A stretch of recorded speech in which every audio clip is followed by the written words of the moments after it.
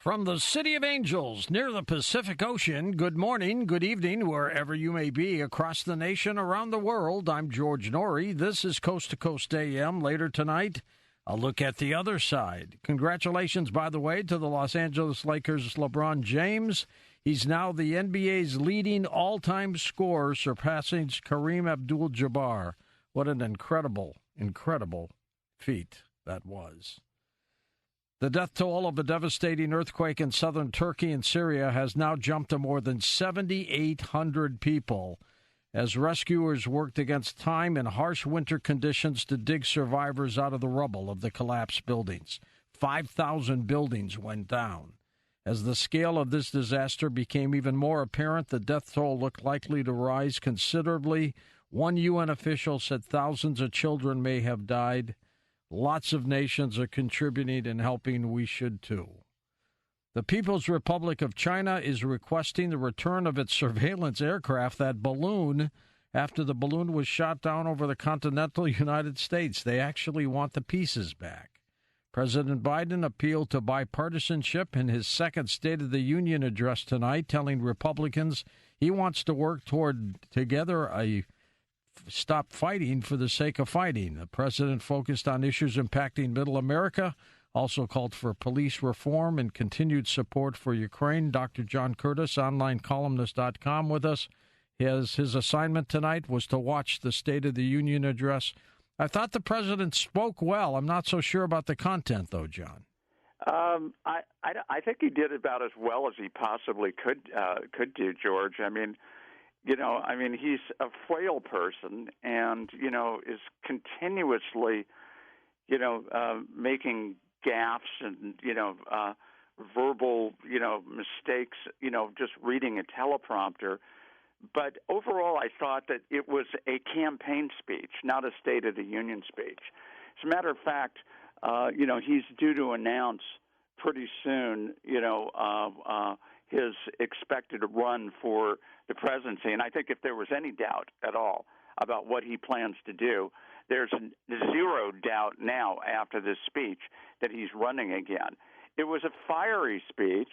Biden, wanted to, yes, he wanted to reach across the aisle. He's touting bipartisanship and all of that.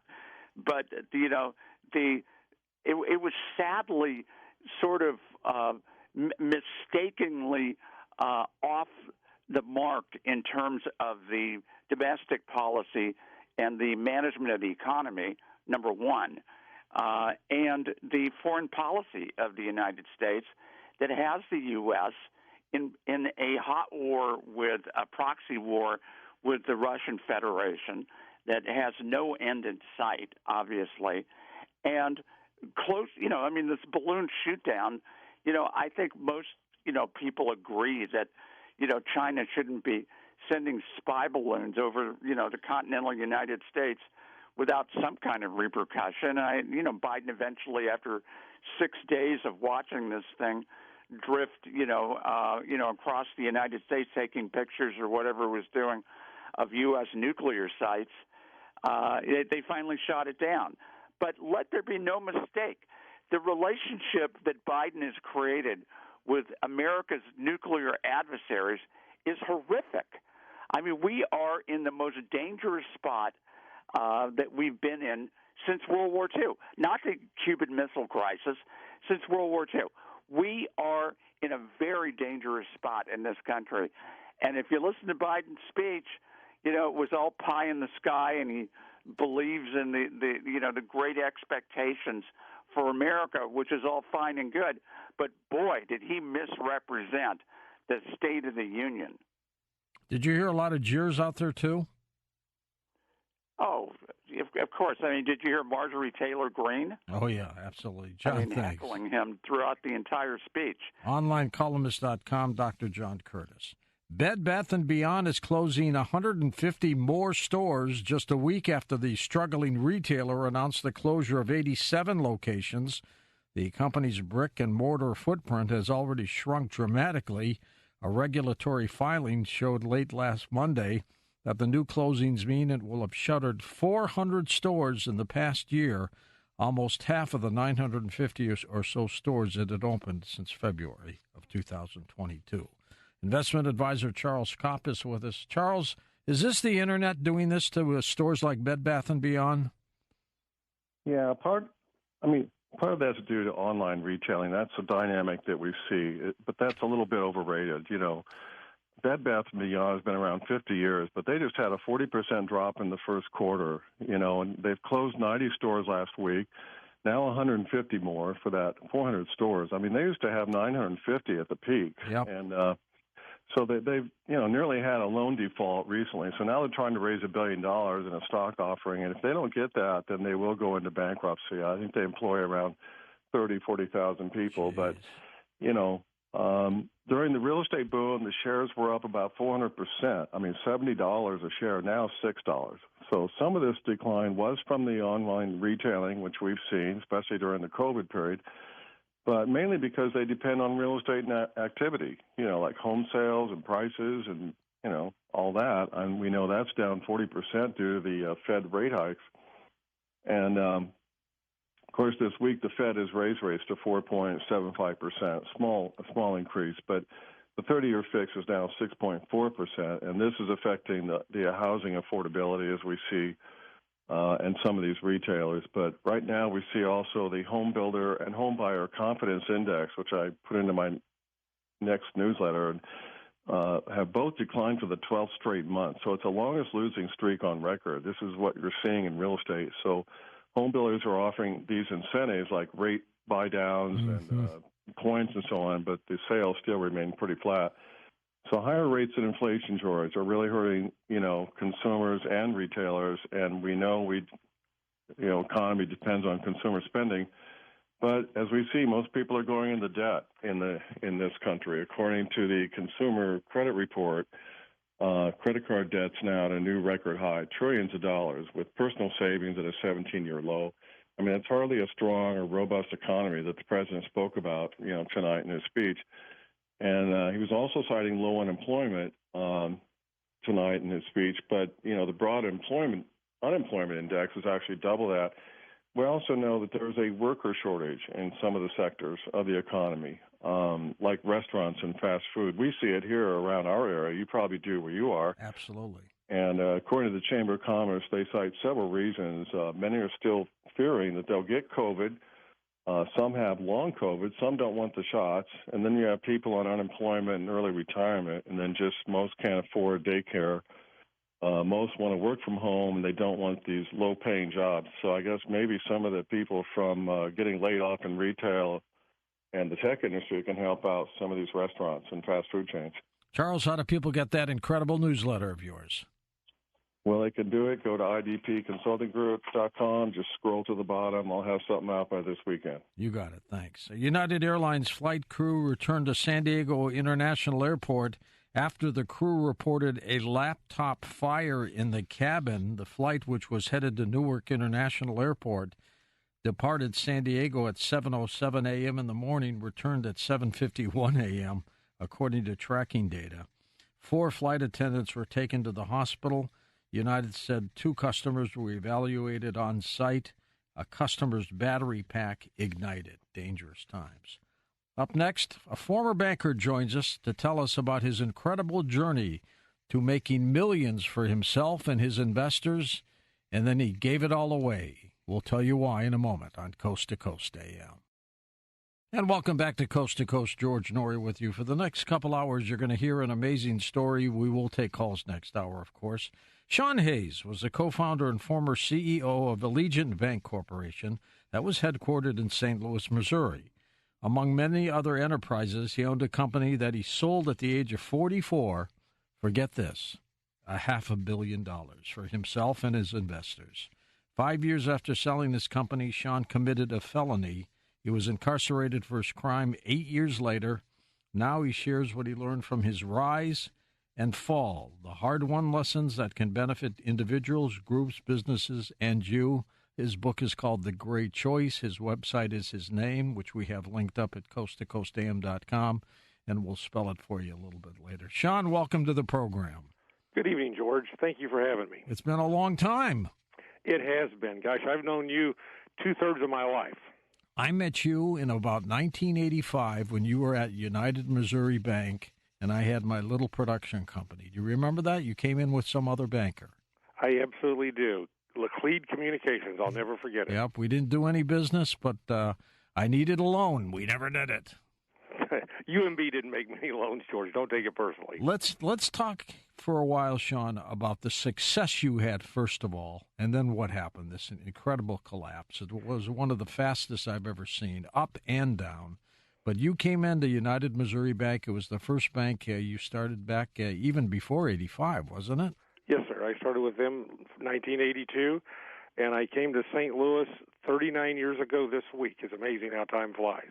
Then you started working for other banks, learning things. You worked your way up, and you decided to invest and find your own first bank. How did that first happen? Well, it's one of those things in life where somebody comes to you and says you ought to start a bank, and I had several people. I figured out I wasn't going to be running UMB since my last name wasn't Kemper, and it's been that way for over 100 years. But I didn't want to start one, and a guy had been at Boatman's, a big St. Louis bank, and said, let's buy one that's running, and that had appeal. But, George, I'm not the brightest bulb in the tree, so we bought one that was 168 miles away. So literally I commuted 168 miles almost to Iowa for our first purchase. See, and I think the strength that you had and brought to the table, Shaun, based on what I know about you, was your marketing and selling ability. You could do just about anything when it came to marketing and selling. And that George, is when I was in college. Well, I came from a family that had small businesses, and they said you can be anything but a banker, because in those days, and people don't realize this today, but bankers were gods. They controlled you. Today, it's credit score. It's like it's ATM. It's online banking. It's an app, and there's no human touch to it. In those days, you literally went in and begged to the bank to get money, and we had a college professor who said you should interview with the bank, and I said why? And he said because there's a revolution going on, and it's turning into, as you brought out, sales and marketing, and that's what happened really for about 30 years or so, and then after the 2008 recession or depression or whatever you want to call it, then it changed, and now then the government's done everything they can to try to take banking and change it into where it's a utility. It take the risk out of it and give it to hedge funds and private equity and change the world. Well, you made a lot of money for a lot of people. I know one of the families, the individual has since passed on, but he thought the world of you, and they amassed a fortune because of the things you did, legitimately. Yes, that's one of the things that I tell people. I said I've been so fortunate in the fact that somebody said, why should we have you speak to us? And I said, well, I'm unique in the fact that I had a meteoric, unbelievable, successful career and then a meteoric, unbelievable failure. And very seldom in life do you get people who have succeeded and failed, or if they have failed, to even want to talk about it. And when yours is as public as mine's been, there's nothing else. You can't sweep it under the rug, that's for sure. Well, we'll talk a lot this half hour about your success, but I do want to ask you, did you get greedy? What happened to you? Greed, absolute pride, greed. But the first thing that happened is I lost touch when you're with a small company. I mean, I know the streets of St. Louis better than anyone in a lot of ways, because I went and looked at the money we lent people to. I'd look at the building. I'd go talk to the owner. I'd walk their plants. I'd do those things. And when you go to work for the seventh largest bank in the country, you lose touch with reality. And so I as I say in the book, I lost that ground intelligence. And at the same time, I got greedy. And for 50, 60 years, people like me bought banks, and they took the other company's stock in a tax-free exchange. They were a AA-rated company. They were a New York Stock Exchange, a Fortune 200. And you had that money, and then I took that and bought more real estate and more banks. And as one of your earlier guests had said, we were talking about the Fed raising rates in real estate and things like that. Where I missed it was I had always dealt in what I call microeconomics, the economics of St. Louis. But when the world ended in 2008, the macroeconomics forces went across everything, and when real estate dropped, it killed banks. And where the mistake that I made is in 1999, we had a subsidiary called Edge Mortgage, and it was called the subprime lender. When you're living on the edge, call Edge. was our slogan. Okay. And I was so scared of that I literally gave it to the management. I said, we're going to sell you the stock for $25,000. Give us $1,000, and I don't care if you ever make another payment. And they never did. And they never did, George. Well, guess what? National City was making $2 billion a year, and I was in the corporate bank. They had a retail bank, and they had a mortgage bank. But the mortgage bank made all the money, and it was all in subprime lending. But it was so large, you didn't know what they were doing until it all ended. When you sold Allegiant Bank for $500 million for yourself and your investors, you made $14 million on the deal, plus $2 million in a special deal, contractual deal. You could have stopped right there, Shaun. I could have. And, two things are, one, I was too young, and two, I love the game. And so, what would I have done? I didn't play golf. And so I don't regret. I look at life as a PERT chart, like when you take an engineering class and you're trying to build something. If I would change one thing, I would have changed everything. And so what I'm trying to do is not look back at what I could have changed because I can't change it, is look forward and see what I can change and how I can make a difference. And that's what I'm trying to do with this, because I really made a huge mistake, George. And the law of unintended consequences are bigger than you can imagine. Well, I got to tell you, knowing who you are, reading your book cover to cover, The Great Choice, it actually broke my heart just reading what you went through, a lot of it because of what you did. Let's make no denial about that. But, I mean, it's still a heartbreaking story. Well, and you said exactly what I do. I take full, total, unequivocal responsibility for my own actions. I don't blame anyone. And I don't know if you remember this in the acknowledgments, but at the end, in the acknowledgment, I thank the people who did some really horrible things to me. And the book people took out what I had in parentheses. None of them were in prison. All of them were in St. Louis. But I learned from all that. And but I deserve what I got. I don't argue that. Well, let's take the next couple minutes here and talk about the building of Allegiant Bank and how you got it to where you got it prior to the sale. How did it grow so strongly? Well, this was back when you looked people in the eye, and I literally, there was back in the day when there was a chain called Coco's across the country, and I know you had them out in California. There was one in St. Louis, and one morning I had 7 breakfasts there, and I did 2 to 4 frequently. And somebody come in, we talk for 30 or 45 minutes, I get their deal, and we go on. I carried it, and people, my children don't know what a typewriter is, but I carried a typewriter in my trunk, and if we had to do a deal, I literally would get a typewriter out, come in your office, plug it in, had a box of notes and documents, and we type up a loan. We were truly a come to your place and do business, and my people did. We had a culture of service, something that I think is lost in society today in virtually every industry, and so that built word of mouth. If you make one people happy, they tell 3. If you make them unhappy, they tell 10. We made a lot of people happy, and but we were crazy too. We pushed the envelope. We didn't do things that were illegal, but we pushed, and that's why I picked the title of Gray. But we also did things that I had people around me, and you mentioned one of them, but I had several of those kind of men who'd made amassed fortunes in other businesses, and they would ask this question, and I would challenge this to your listeners, and whatever they do, they would ask, why are we doing this the way we're doing it? And if I ever answered, that's because the way we've always done it, that was the wrong answer. And so all of a sudden we looked at it and said, do we have to do it this way? Now, you spent 8 years in prison. You're out now. Have you paid your dues? Is that it? Can you build your life again? Well, you'd like to think you can, but when you're on what they call supervised release, the government just has an amazing amount of control over your life, and it's stifling. It's tremendously disappointing. But again, I got myself into it, and so I've got about 4 more years of that. Well, you had 3 small banks fail after the fact, right? Yes, sir, I did. I made the mistake of buying one and taking control of it. That's what cost me my freedom. I made the mistake in investing one with a man we both knew that I am very disappointed in the way he represented it. But again, I got myself into it. And the third one, the government literally talked me into going there, and the last 2 banks, I caused the first one to fail. My decisions, I take responsibility. The other 2 were failing before I got there. To use the term, I caught a falling knife, but I was responsible. I was a consultant. I was an owner, so I'm guilty. Well, hang with us, Shaun. We're going to take a short break. We'll come back and talk more with Shaun Hayes. His book is called The Great Choice. We'll get into some of the things that caused the collapse. Truly remarkable story. His website is Shaun Hayes, ShaunHayes.com.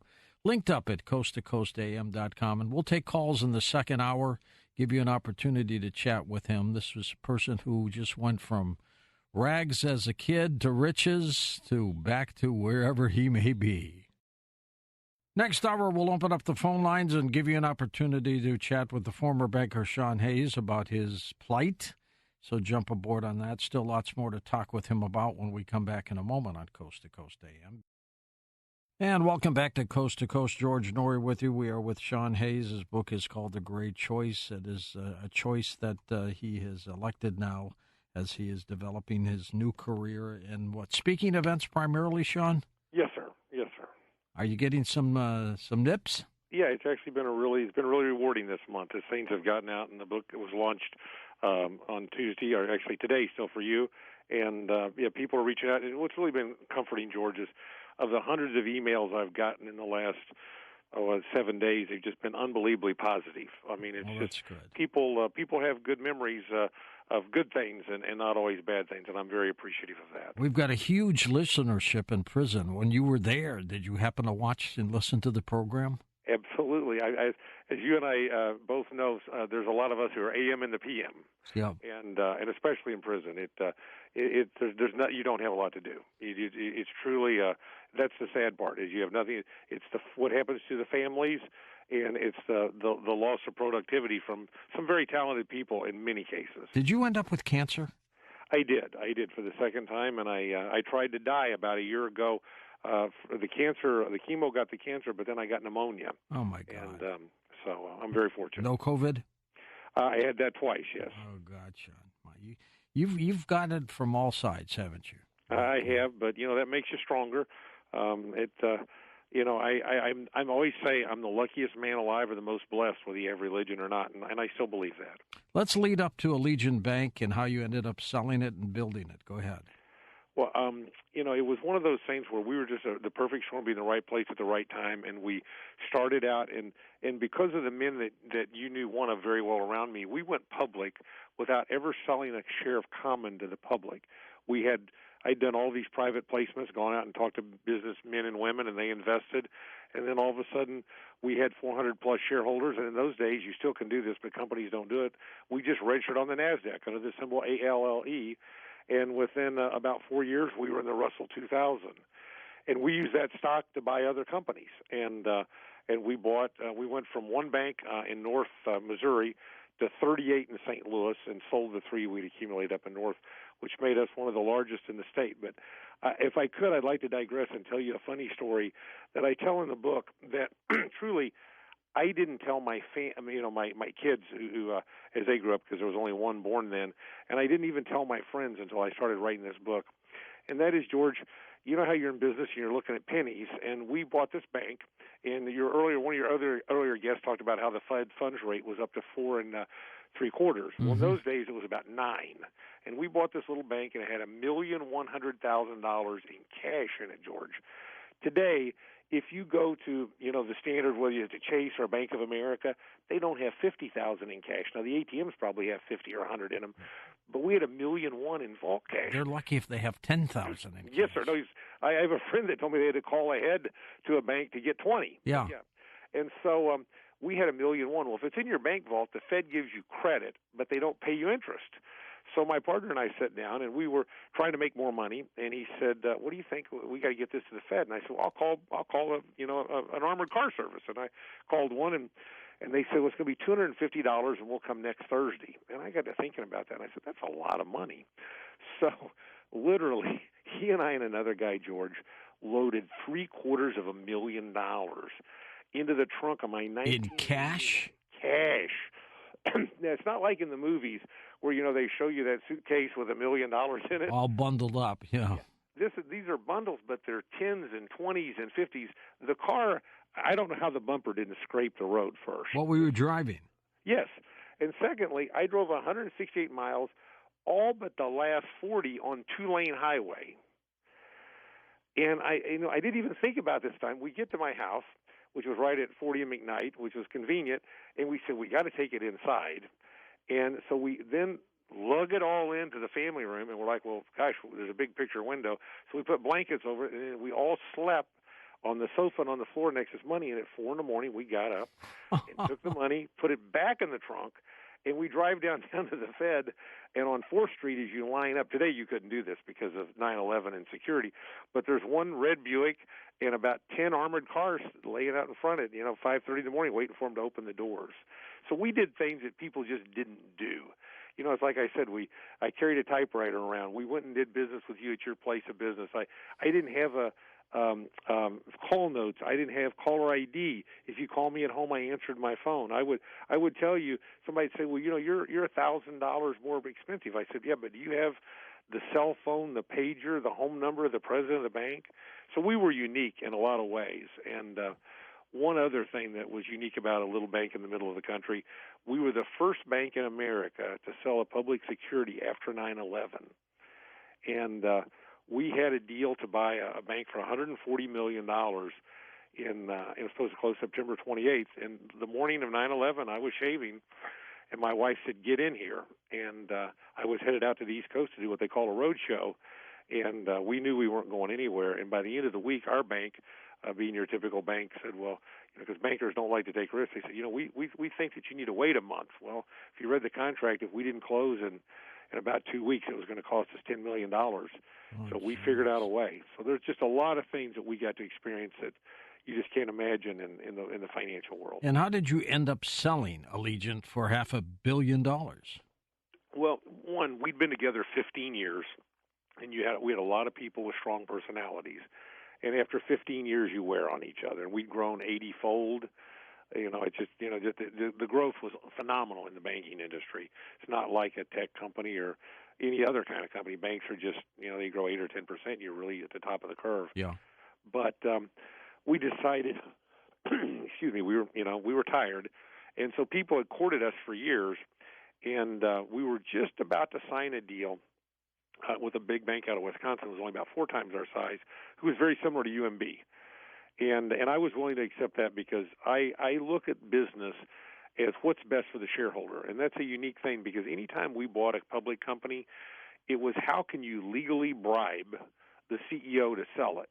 That's why I have such little respect for large publicly traded companies that don't have people who have big ownership positions because they look out for themselves. They don't look out for the person that owns 100 shares. Exactly. And my interests were aligned with the shareholders, and it would have been best for the shareholders. And then out of the middle of nowhere, the 7th largest bank in the company, and I have to tell you this is how naive I was, they said the CEO wanted to meet me, and they were going to fly into town. So we met in a very secluded place in St. Louis, and they walked in, and being the not-so-bright person I am, I said, well, how was your flight in? And they said, good. And then afterwards, I found out that they had their own airline. They had a fleet of planes. The jets.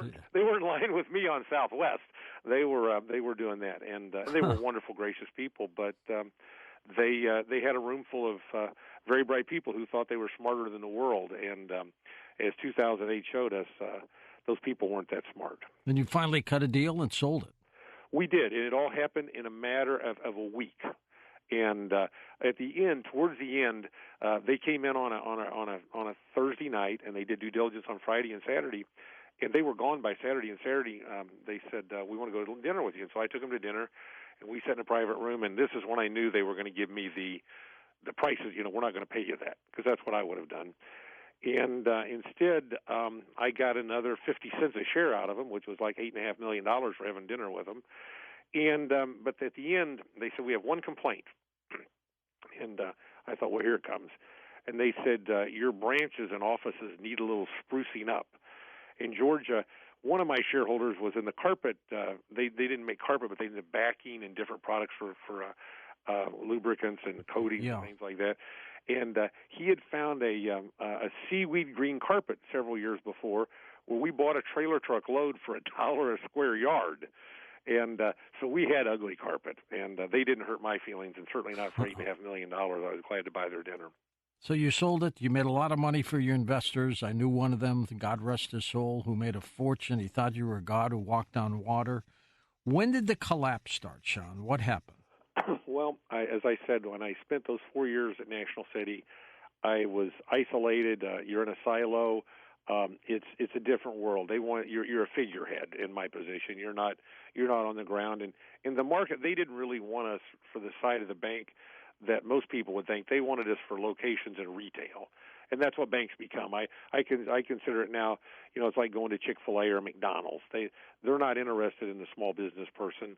They want something they want it big, or they want it very easy. They want to give you a credit card and a debit card and do that.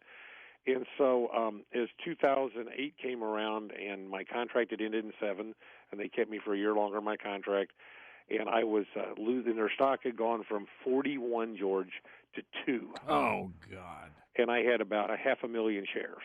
So I said, I have to do something. And what did I know? Banking. And had I gone into just anything else, I would have been fine. But I went in and took what money I hadn't lost, and there were months where I was losing $10 million a month because I'd made money in real estate and a lot of other things over the years. And out of desperation, I bought banks. And then about a year later, when the world had ended for me, and I just didn't want to admit failure, and that's really where pride and thinking you were going to turn them around, right? Exactly. And this is when I committed the crime, and this is how I justified it. One, you want to hide hide in the dark. And two, I wasn't taking money, so I could justify to myself I'm not stealing money, and I manipulated things to buy my time, to buy myself time. And in reality, George, I bought myself about 10 or 11 months, and then it all ended anyway. And then eventually, the crime was found. And of course, the FDIC. Who caught you? The FDIC? I would say it was a combination between the FDIC, the state of Missouri, and the accountants. Because what I had done was very complicated. And when you get indicted, I eventually was indicted with 10 things. And as my lawyer said, they're all the same thing, just about 10 different ways. So it's hard to beat them. And everything was going south on you. Your house was in foreclosure, wasn't it? Everything. My house was in foreclosure. I had dozens and dozens of commercial real estate properties with partners, and we did. Not only were banks failing, the real estate wasn't working. I had owned some manufacturing companies with a guy, and we'd done very well. In fact, we owned a company called Beechwood at one time, and we sold Beechwood to Anheuser-Busch, and then who sold in '08 Beechwood, and when AB InBev brought them, we didn't fare well. And those companies, as the economy slowed down, the plastics business went in the tanks. I didn't have one thing to hang my hat on, and I failed, and I didn't want to admit failure. You had a friend, we won't mention any names, who kind of basically screwed you up too, didn't you? He did. He was a very good friend, and over the years, and when I first was introduced to him by his brother, and this is kind of where the gray choice comes from for a lot of reasons, but this one the primary, his brother was 50% black and 50% white, very much like the gentleman that we both respected, but that's not the world.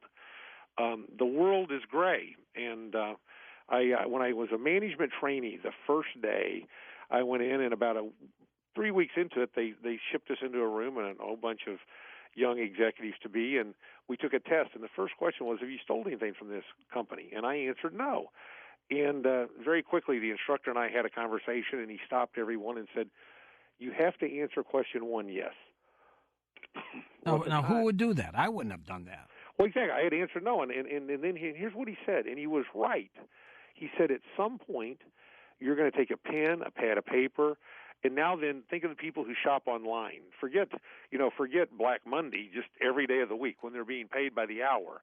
And the people who talk on their, when you go into a fast food restaurant, if you can get in, which most of them are drive-through only anymore, the people are on cell phones behind the counter. And they're really, or they got the ear thing in, and I think they're talking to me, and they're talking to their girlfriend or boyfriend or whatever. Or whatever.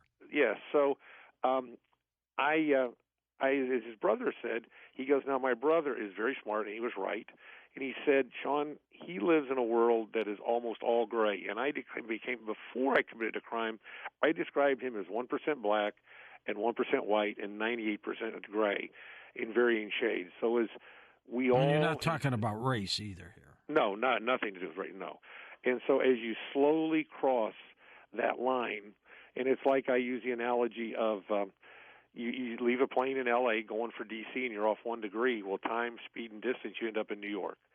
And that's what happened to me. I started off a little bit in the gray and a little bit in the gray. And then when it came to the point of decision in 2009, when everything was bad, I made that decision.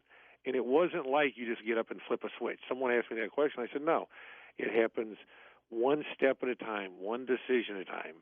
And then all of a sudden, you're way past where your moral compass had you. Was there a point somewhere when you were in jail, let's say maybe the first night or two, where you just sat there and thought and made recollections of your past and shook your head and go, why did I do this? I did that for years, George.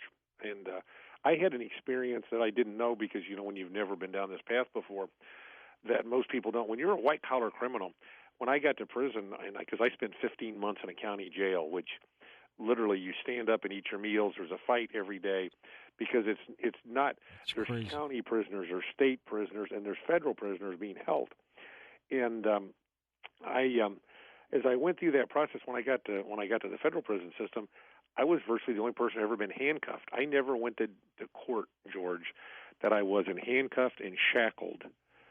It's demeaning for you, Shaun. We're going to come back. We'll talk more, and we'll take a final hour of phone calls with Shaun Hayes. The book is called The Great Choice. This hour, we'll take your calls with Shaun Hayes. His book is called The Great Choice. He's turning his life around, and his website is linked up at coasttocoastam.com.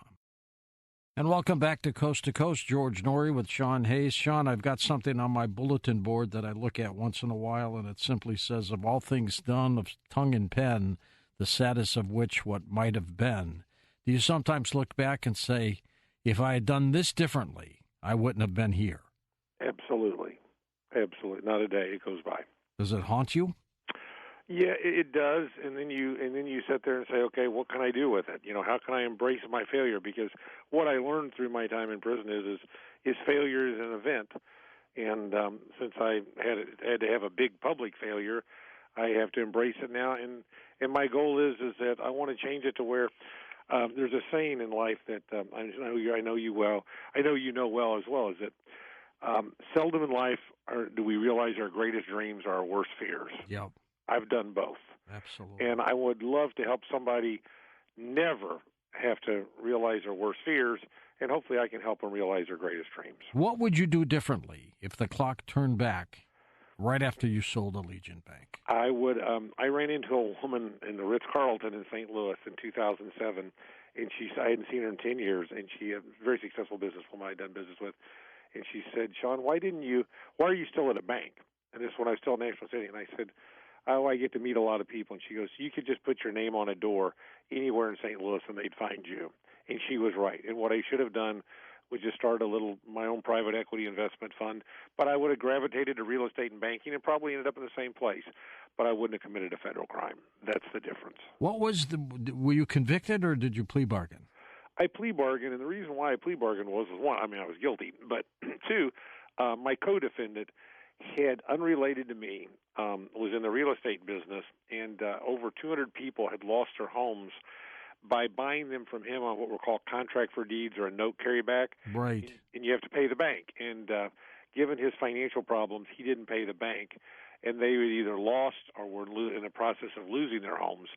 And, they wouldn't bifurcate our trials. And my lawyer said, I think we could win 9 out of 10 counts. The one that we're iffy on, there's no way that when they bring in all those families that have lost their homes that you're sitting at the same table, even though you didn't do that, you're not going to get convicted, and that'll be 20 years.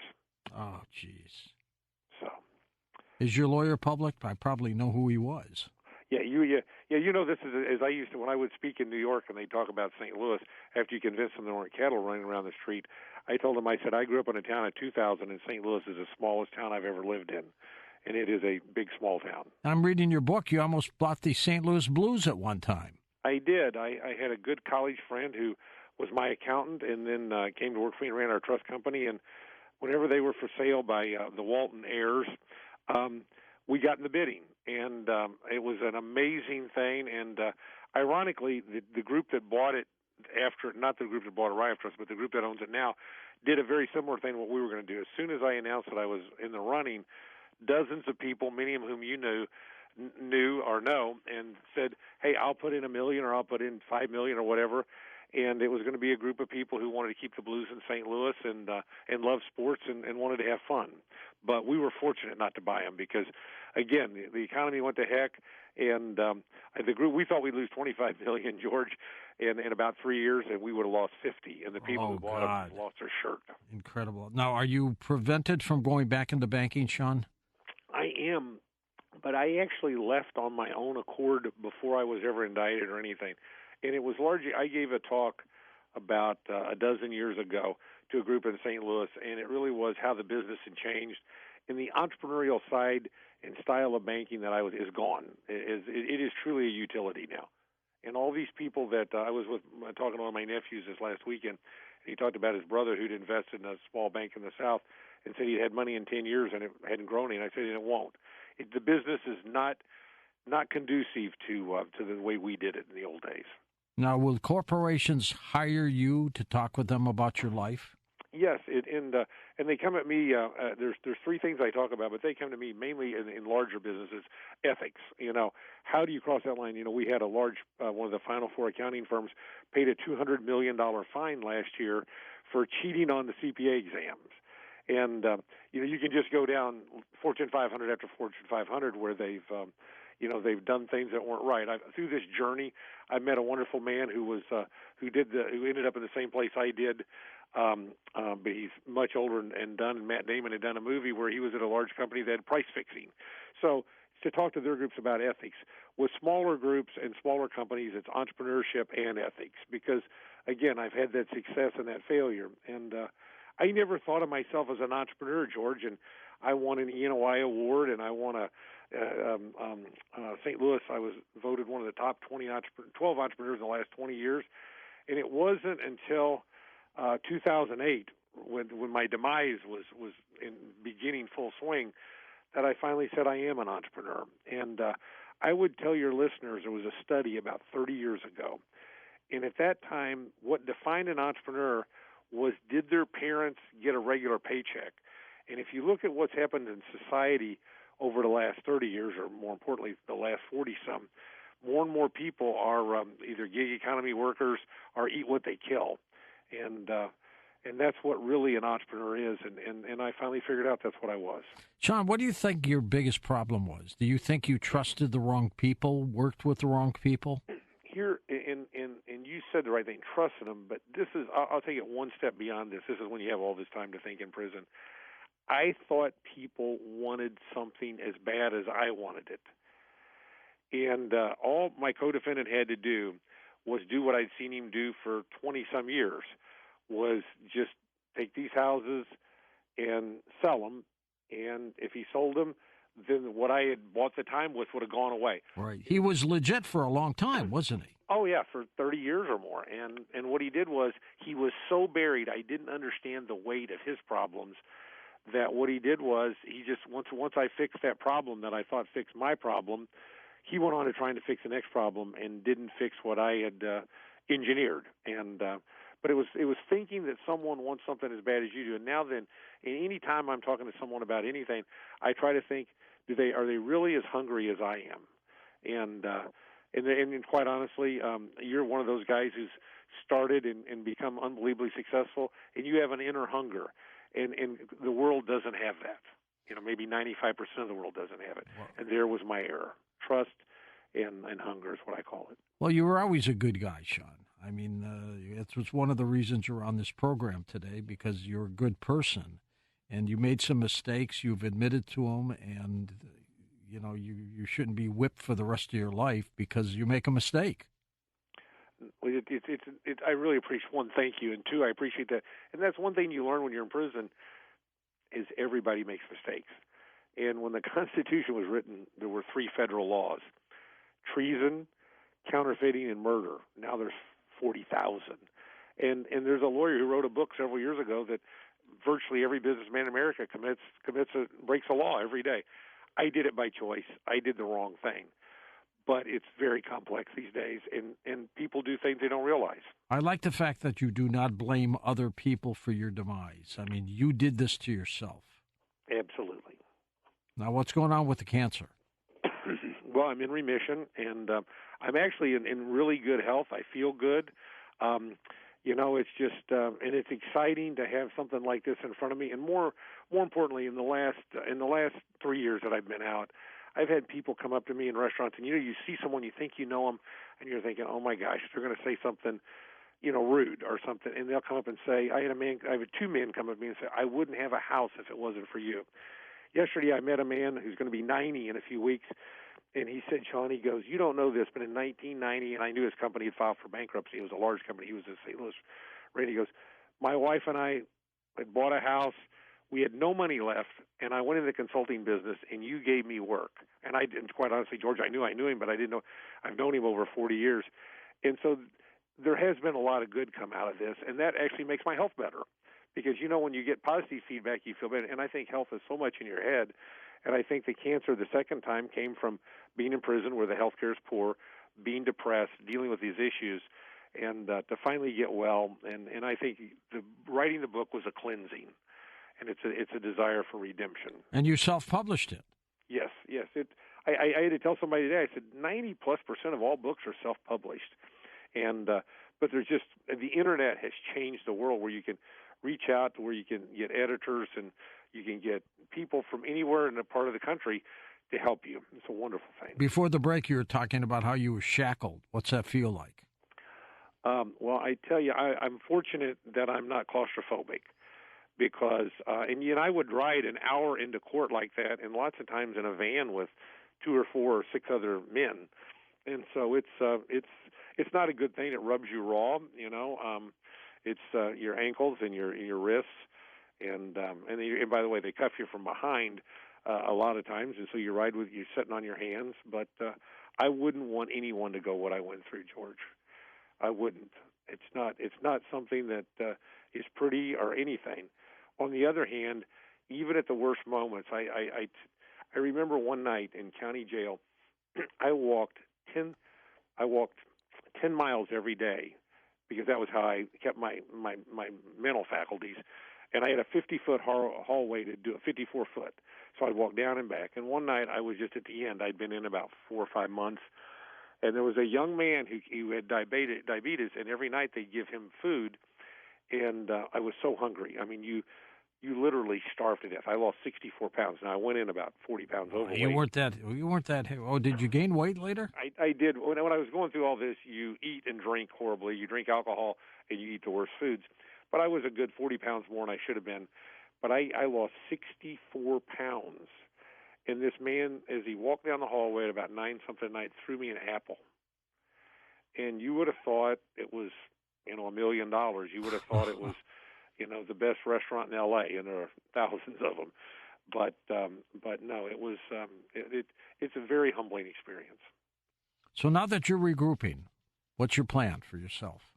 Well, I have a lot of damage to repair. Most importantly, with my children, This cost you your marriage, didn't you? It cost me my marriage, and it cost me my relationship with my children. Ironically, as I went through this, and I have 5 children, I always say you're all first among equals, but the one that would have been in 5th place 10 years ago is now in 1st place. And so, it's a dynamic. Relationships are dynamic, but it's rebuilding those relationships. It's amends to a lot of people, but more importantly, it's touching people that I would have never gotten to touch, and you're allowing me that platform, and I'm thankful, and you're unbelievably gracious for letting me talk to your listeners, because what I did was wrong, but anybody could do something and end up in the same place, and your life isn't over.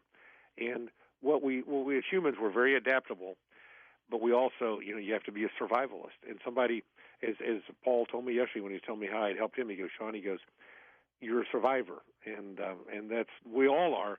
It's just how do you choose to be, and that's what disappointed me about my co-defendant taking his life. I hadn't seen him in years, and actually, I think if he would have, because we would have ended up in the same prison. I was there for 8 months, and I got transferred. We'd have been there for probably 6 months together. He would have done very well there, and I think he would have seen that it's not the end of the world, and not that I want anybody to figure it out on their own, but truthfully, it isn't, and so there's a lot I have to do left. When did he take his life? Well, he was supposed to show up in July of 2018. Is this the person we've been talking about? Yes. And quite honestly, and because they tell you a lot of information, there's a secretary who's a prisoner. He said he's going to be here like next Tuesday. Well, next Tuesday there's people come in and he didn't show up. And so I found out through the news media that he'd gotten a week or 2 week extension, and then that time he didn't come up. And then actually it was in USA Today and forget the local papers that he'd taken his own life. And that was, I wish a regret would have been that I could have somehow communicated with him and said it's not what you think it is, and it certainly isn't worth taking your life for. No. How old was he, Shaun? He would have probably been, 18, 15, probably in his early 60s because he was older than I was. Jeez. Yeah. That's still young. Oh, yeah, he was in good health, to my knowledge. I hadn't seen him in 4 years before that, but still. Can companies email you through your website? Yes. Yeah, you can. People can click in there, and they can email me directly. Yes, there's contact. ShaunHayes.com, ShaunHayes, linked up at coasttocoastam.com. The name of your book is called The Gray Choice. Tell me about the title. Well, as I said earlier, there's a lot of gray in life, and I made choices in the gray. And where it was legal, in the old days, we'd go to our law firm and we'd say, we want to do this. And my question would be, I want to do it, and the emphasis was it has to be legal, but don't ever tell me I can't do something. Tell me how I can. Legally. Legal, yeah, right, exactly. It had to be legal. And then I will determine if the aggravation and the cost is worth it. And the example I gave is that if I want to go to Chicago, I want to get on I-55 and go up there. Well, they say, no, you got to go to Kansas City and Des Moines and Seattle and take a train to Chicago. Well, probably isn't worth the time and the cost. But as you do that over and over and over, we'll call that the light gray, where you're pushing the envelope, but you're way in fair territory. And then as you get used to doing that, you slowly migrate. And I used a plane analogy a few minutes ago, but this is something I say in the book because my dad had been a pilot prior to the war starting in World War II, and once it started, he knew the math, and he joined the Navy. He had a brother who was killed in a plane crash, so he wasn't fond of planes. I've never had a fear of flying, but I had no desire to fly myself. And I had an investment with some people in a healthcare company that was successful, and we were traveling around in southern Missouri. And every day he'd say, Shaun, you need to we'd be two of us in this 20-engine plane. He'd make me sit in the co-pilot seat. He said, you need to know at least what's in front of you if something were to happen to me, because he was older, but in good health. And I said, okay, I'll do that. Finally, and I took controls. I don't know if you've ever flown a plane, and I was terrified. And I was hanging on for dear life, and truly, George, I thought I was instrument correct. And after about 20 minutes, he said, Shaun, I'm going to take over. Well, I thought the best thing in the world had happened. And he looked at me after he took over, and he goes, you know why I took over? And I said, no. He said, well, in another 2 minutes, we would have been over restricted airspace. You were going the wrong way. Yes. And he said they would have immediately sent F-15s from Lambert here because we would have been in the wrong place. And that's exactly what happened to me. I went fast, a lot of years of doing it, and a little off course. And I went from the fair territory to foul territory. And there I was, all myself, all my own doing. My granddaughter, who's 21, has a commercial license and has been hired by United. Once she gets a certain amount of hours, she's going to be a pilot for them. That's great. That's wonderful. I love it, the things that women are able to do today. I tell this story in the book, but this is the truth. When I was a young banker, if a woman came in for a job interview, and I'm talking a college graduate, a 20-something in the early 80s, they would ask him, do you drive a car? And so one day I said, why do you ask that? And they go, well, our wives don't drive cars. And so they thought women didn't drive a mere 40 years ago. So it's just great that you have a granddaughter that's going to be a commercial. We're going to take a break, Shaun, and come back and take phone calls with you in just a moment on Coast to Coast. Those of you on hold, just hang where you are. We will get you immediately right after the break as we talk with Shaun Hayes, who was a great banker in St. Louis, but it came all falling down. Remember when you were 21? Wow, where did the time go? We'll come back in a moment and take your calls with Shaun Hayes, The Gray Choice, the name of his book. And welcome back to our final segment. George Norrie here along with Shaun Hayes. His book is called The Gray Choice. Shaun, I don't think when you even had money that you lived high on the hog, did you? No, not at all. The money I made, I kept reinvesting in business and things like that. And we didn't do crazy things. I had friends who had airplanes and things like that, but no. We were just kind of your typical upper middle class family. Let's go to the phones. Mike in Denver, welcome to the show. Hey, Michael. Hey, George. Good morning. Thank you for taking my call. Sure thing. And Mr. Hayes, I just wanted to tell you, thank you so much for sharing your story and for having the inclination to want to really help people learn from your story. I think that is so important. A lot of times in life, it's not about the mistakes we make, but how we recover from them. And I would agree with George on that when he said that. So first of all, I just wanted to say thank you. And then I just had a quick question. If there is a lesson or lessons you'd want people to learn from your story, what would they be? Well, one, Michael, thank you for your kind words. But two, the lesson to take from this is surround yourself. And George talked about this, and I really didn't address it at heart. I had some really bright people around me, men and women that loved and cared about me. And when I sold my company, I lost that connection. And one, because of age, I should have rebuilt it. But surround yourself with good people, and that just changes everything. And I didn't do that, and that's what led, one of the many things that led to my demise, but a big one. I didn't know that you guys were looking at Centene as a bank. Oh yeah, no, we looked at all kinds of stuff. You name it. We joked. We used to say we had a code name for every bank in the market. We would come up with when we did Southside, that was Project Rebel, and things like that. And equality was inequality. Fun things. But yeah, we looked at everything. Did Barksdale start that bank? I can't remember. That's part of being old. I forget. There's so many names. I think he did. Kedgy did. Yep, he did. That's right, Kedgy. Yep. Carl, Charlotte, North Carolina, welcome to the program. Hi, Carl. Hey, George, how you doing, buddy? Wonderful, thank you. Hope the New Year is treating you well. So far, so good. Very interesting guest. Extremely. Go ahead. Extremely, and I was unaware of his story. I consider myself, as you know, a news geek from a long time ago, and had not heard of Mr. Hayes. But I talked to Tommy extensively before he took my call. So let me ask him. But I Googled him to try to find out what I knew about him, and they said the feds want to reverse his release. That was a year ago, wasn't it, Shaun? Yes, sir. That was a year ago. And that when you asked an earlier question, did they ever let go of you? No. And quite honestly, did I do 4 things wrong of the 24? They said yes, committed no crime. But literally, Carl, and this is one. Thank you for calling in, and two, thank you for saying I'm interesting. But George, in my case, when you're in prison, they teach you to rebuild your credit to get a cash-back credit card. Well, that was me borrowing money, even though I put up my own cash. And then it's a violation every time I charged it. I'm required, I do have a credit card that isn't cash-based, but I'm required if I use it to call the government first and ask permission. To use it? To use it. Because it's cash-based. Well, no, this is now I have one that isn't. Since all that happened, they let me keep one that's not cash-based. But still, if I wanted to go to the store and use it, I have to call and get permission to use it. Just a regular credit card? A regular credit card like you and Carl and all your listeners have in their pocket.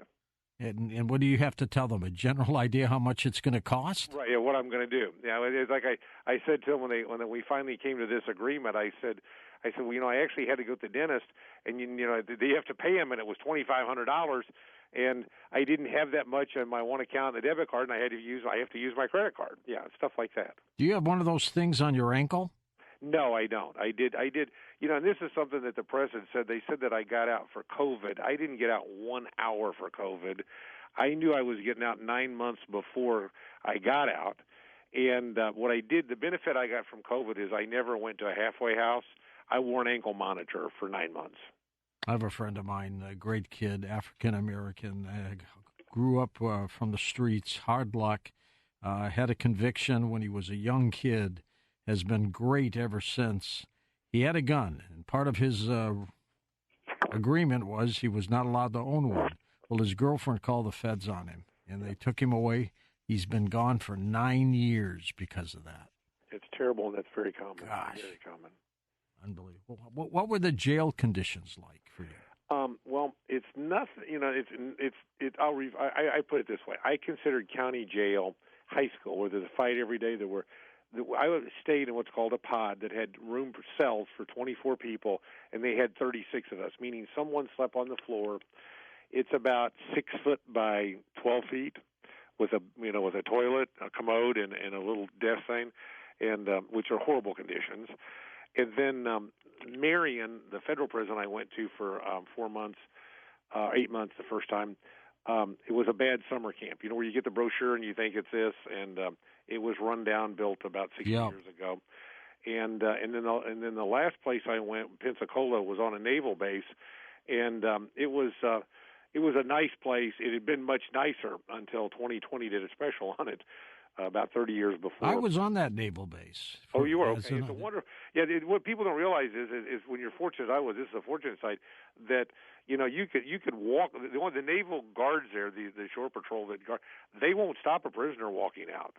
They're there for other reasons. And where I was in Marion, there were no fences, but still not a good place. I did my officer indoctrination down there. That's amazing. Yeah, it's a small world. And actually, the prisoners at that camp, 400 of them worked at a factory, the naval base, and an Air Force base. Wow. Cornelius in Louisiana is with us. Hello there. Hey there, George and Shaun. I don't know if you heard my story, Shaun. I was a federal correctional officer at Oakdale 1, Louisiana, where they had the Cubans that rioted in the 80s and stuff. I came in the 90s when they rebuilt the place. And I went to federal prison. George, the first thing that I did, I bought me a radio so I could listen to Coast AM. Smart investment. Yeah. And I used to listen to Paul Harvey and Rush Limbaugh and, of course, Art Bell, our great friend. Yeah. But, Shaun, I hope you be careful in everything, because I had a good federal probationary officer that really helped me, because he knew that the FBI and the Federal Bureau of Prisons essentially set me up. They put a piece of rope in my food when I was in the Calcasieu Parish lockup, because they don't put you straight in federal prison. They'll put you in like you said, a county lockup, but it's parish. Well, tell them what the rope represented, Corny. Well, it was it will hang you if you keep on talking, Mr. White. And I happen to be an African American, and the inmates, they were good to me, because they had warned me and saying they had a hit squad out on me and stuff. But like I said, the federal government is no good. I hope you have a good probation officer. You do everything he says. That second probationary officer I got, and then the first one told me, he said, look, you better watch yourself, do everything right. The first one that I had, I didn't need work. He wanted to try to help me clear my name and stuff. But he was retiring, so this new one wanted to, make a name for himself. So he wanted to put me back in prison. So if I didn't get a job within a certain amount of time, they were going to put me back in prison. So please, Shaun, do whatever they tell you. Get to the Bible and read it. That's another thing I got to, George, was the Bible. And God bless Coast to Coast AM. God bless you, Shaun. I hope you have your book at Books of Me, and that's the only place we can get books here. So God bless you. Thank you. Thank you so much. And you are exactly right. You have to march to their drum. I appreciate that. You're giving sage advice. Are you on parole right now? Yes. Well, they call it probation. There's no parole in the federal system. Oh, that's right. Probation. Yep. You got to check in every once in a while. Yeah, they check in with you, and you send in a monthly report, and they care. I have and I don't mind this. I actually love it. It's kind of how you, as Mick Jagger says, and as God says, you get what you need, not always what you want. And since I have bad relationships with my children at varying times, I drive a school bus, George, from 5:30 a.m. until 8:30, and from 1:30 to 4:30, and I have 10 of the most wonderful African-American middle school kids you can imagine, and they're like family. And so I do that, and that's my day job, and this is my night job. Did you do Uber or DoorDash or anything like that? I did do DoorDash, and in the government, they don't care that you do it. They just won't count it as a job because it's not where they want you to get a W. It is a job. It's a hard job. it's a hard job. What it taught, what it reinforced is I knew a lot about service the way I grew up, but I'm just amazed at what people will order, and that somebody will spend $10 to get $5 worth of candy. And I'm also amazed at how fast food restaurants are not fast, and how in St. Louis, since COVID, they don't even open. You can only go through the drive-through. It's just, I think my children all waited tables or had similar service jobs. I think everybody should DoorDash. It's just an education in customer service, and it's like everything. When you're brought up in our generation, you treat people like you want to be treated, and in race and age and nothing matters. You treat people right, the golden rule, and that seems to have been lost, and you really see it in DoorDash. First-time caller BJ in your neck of the woods, St. Louis. Hey, BJ. You there? Hello. Yep, go ahead. Yeah, I used to call on Shaun's company as a lender rep for the subprime lender that he doesn't really think too highly of. Small world, Shaun. Yes, it is a small world. St. Louis, small town. Who did you work for, if I may ask? Well, I worked for the First Franklin Company. Oh yeah, well that was owned by National City. That's right. Yeah, that was the undoing of National. I didn't even know they owned First Franklin until they tried to sell it to Merrill Lynch in 2007 and 8. They basically gave it away, didn't they? Oh, that also Merrill Lynch and Bank of America. That's a cascading thing. Yeah. So you were at ground zero. You understand the subprime business far better than I do, BJ. They say we may be headed back to another one of those crashes again. That's a good. I think I will say that I think real estate is headed for certainly a big downturn. I won't know that I'd say crash because I'm not that smart. But and I also don't think there's a risk in lending that there was 15 years ago. But there's still a lot of risk in it. And the problem you've got is in your earlier guest in the very beginning of your show said, mortgage rates are 6.4. Well, it wasn't, 2 years ago they were 2.7, and that's a big thing in housing and in commercial real estate. What was the crime that they claim you committed? Because it's not a crime to tank a bank. I mean, that's a business move, right? Right. That is. But once you tank one, they look at everything. What I did was, in the transaction, I was trying to replicate something that I'd seen someone do 30 years before. Actually, the man we bought our first bank from, that made tens of millions of dollars, is my co-defendant had bad loans at quite a few banks, and so we bought them at huge discounts from those banks. From those banks, but I wouldn't lend him the money because I knew he had problems. But he found 3 qualified people that could pay the loans without any income from the loans. Okay. Mm-hmm. So so the risk wasn't have been bad. What happened, and all he had to do was he had to deal with them to where he would make commissions on selling them, and he would get paid for any improvements. And they would take the gains, and he had some kind of revenue split. I don't know what that was. That was between them. Along the way to that party, there was a loan at one of the banks we were buying from that he and I had at the corner of McKnight and Manchester, and it was going to be a Target. And they had a signed contract, and in 2008, Target backed out, and that bank got very antsy, and they wanted their money. They called it. Well, they were going to call it. And they were going to come to me for the money, and I had lost so much money I couldn't do it. So we put it in the package.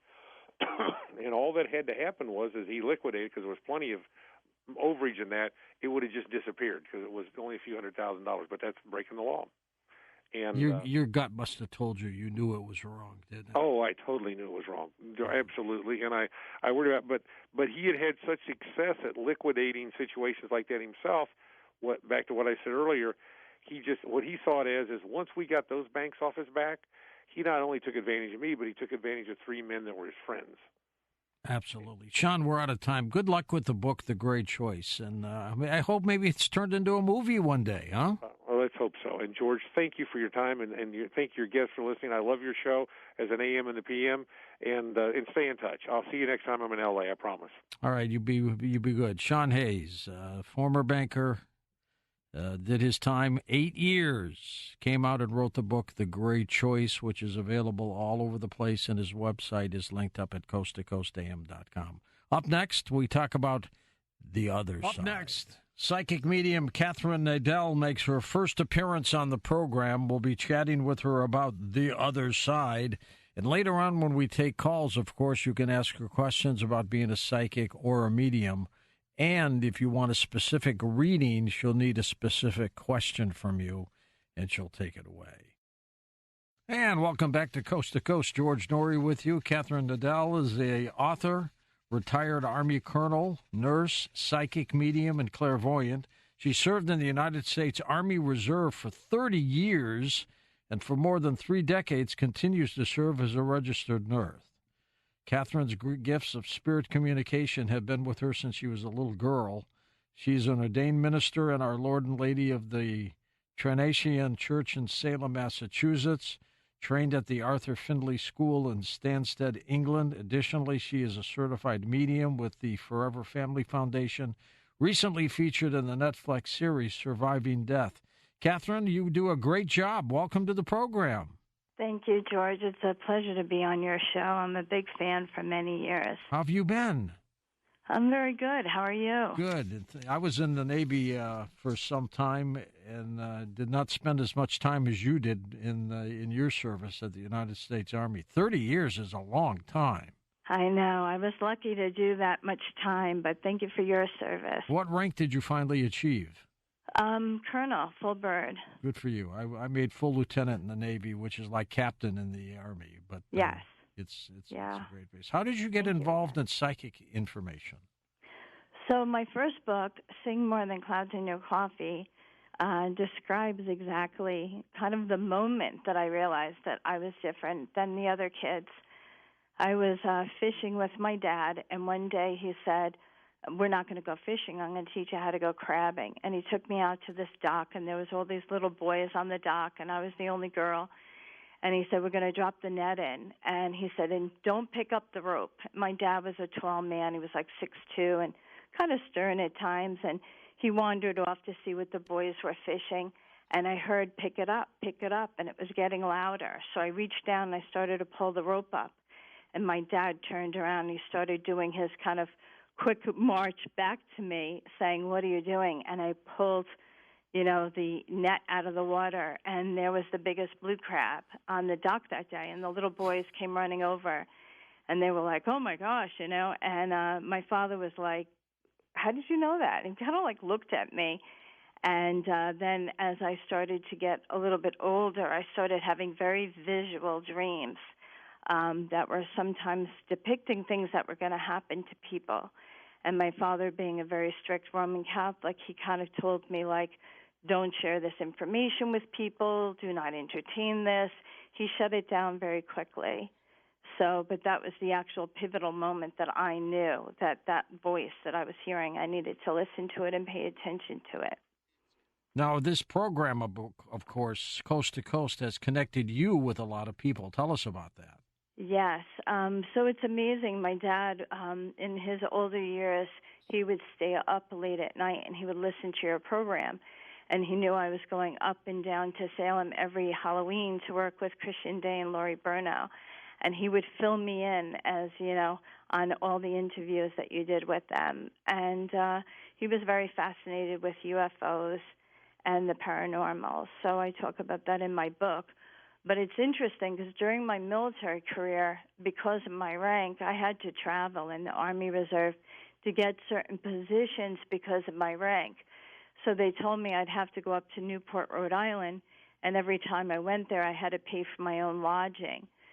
So I contacted a bed and breakfast, and I got to talking to the owner, and I told her, do you do military rate? And I started to tell her who I was and that I had just had this book out, and she told me she was a UFO researcher and that she really was very fascinated with all of the work, and we started talking about your show, and she gave me a military discount, and I stayed with her for many, many years while I was working there at that unit. And then most recently, which was probably like the beginning of last summer, I was sleeping, and I listened to Coast, kind of like on rewind kind of a thing. Your older episodes, I just let them play. And in the middle of the night, I woke up and I kept hearing my name. And I leaped up and I turned the light on and I started looking at the name of the episode. And it was Dr. Lori Nadal. That's right. Nadel. I thought you were related to her somehow. Yeah, no. I jotted it down and I said, okay, I got to look her up in the morning. And I looked her up and I thought, wow, this is really fascinating. And I sent her an email. And I didn't think she was going to contact me so quickly. And she did contact me by email, and then we got to talking on the phone.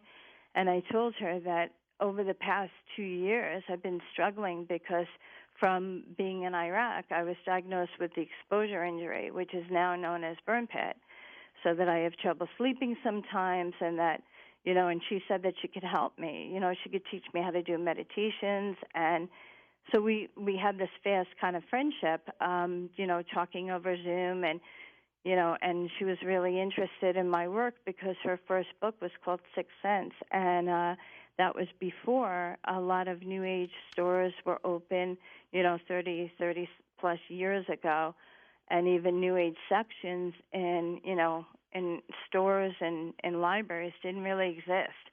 So she's probably one of the pioneers on talking about a lot of this stuff.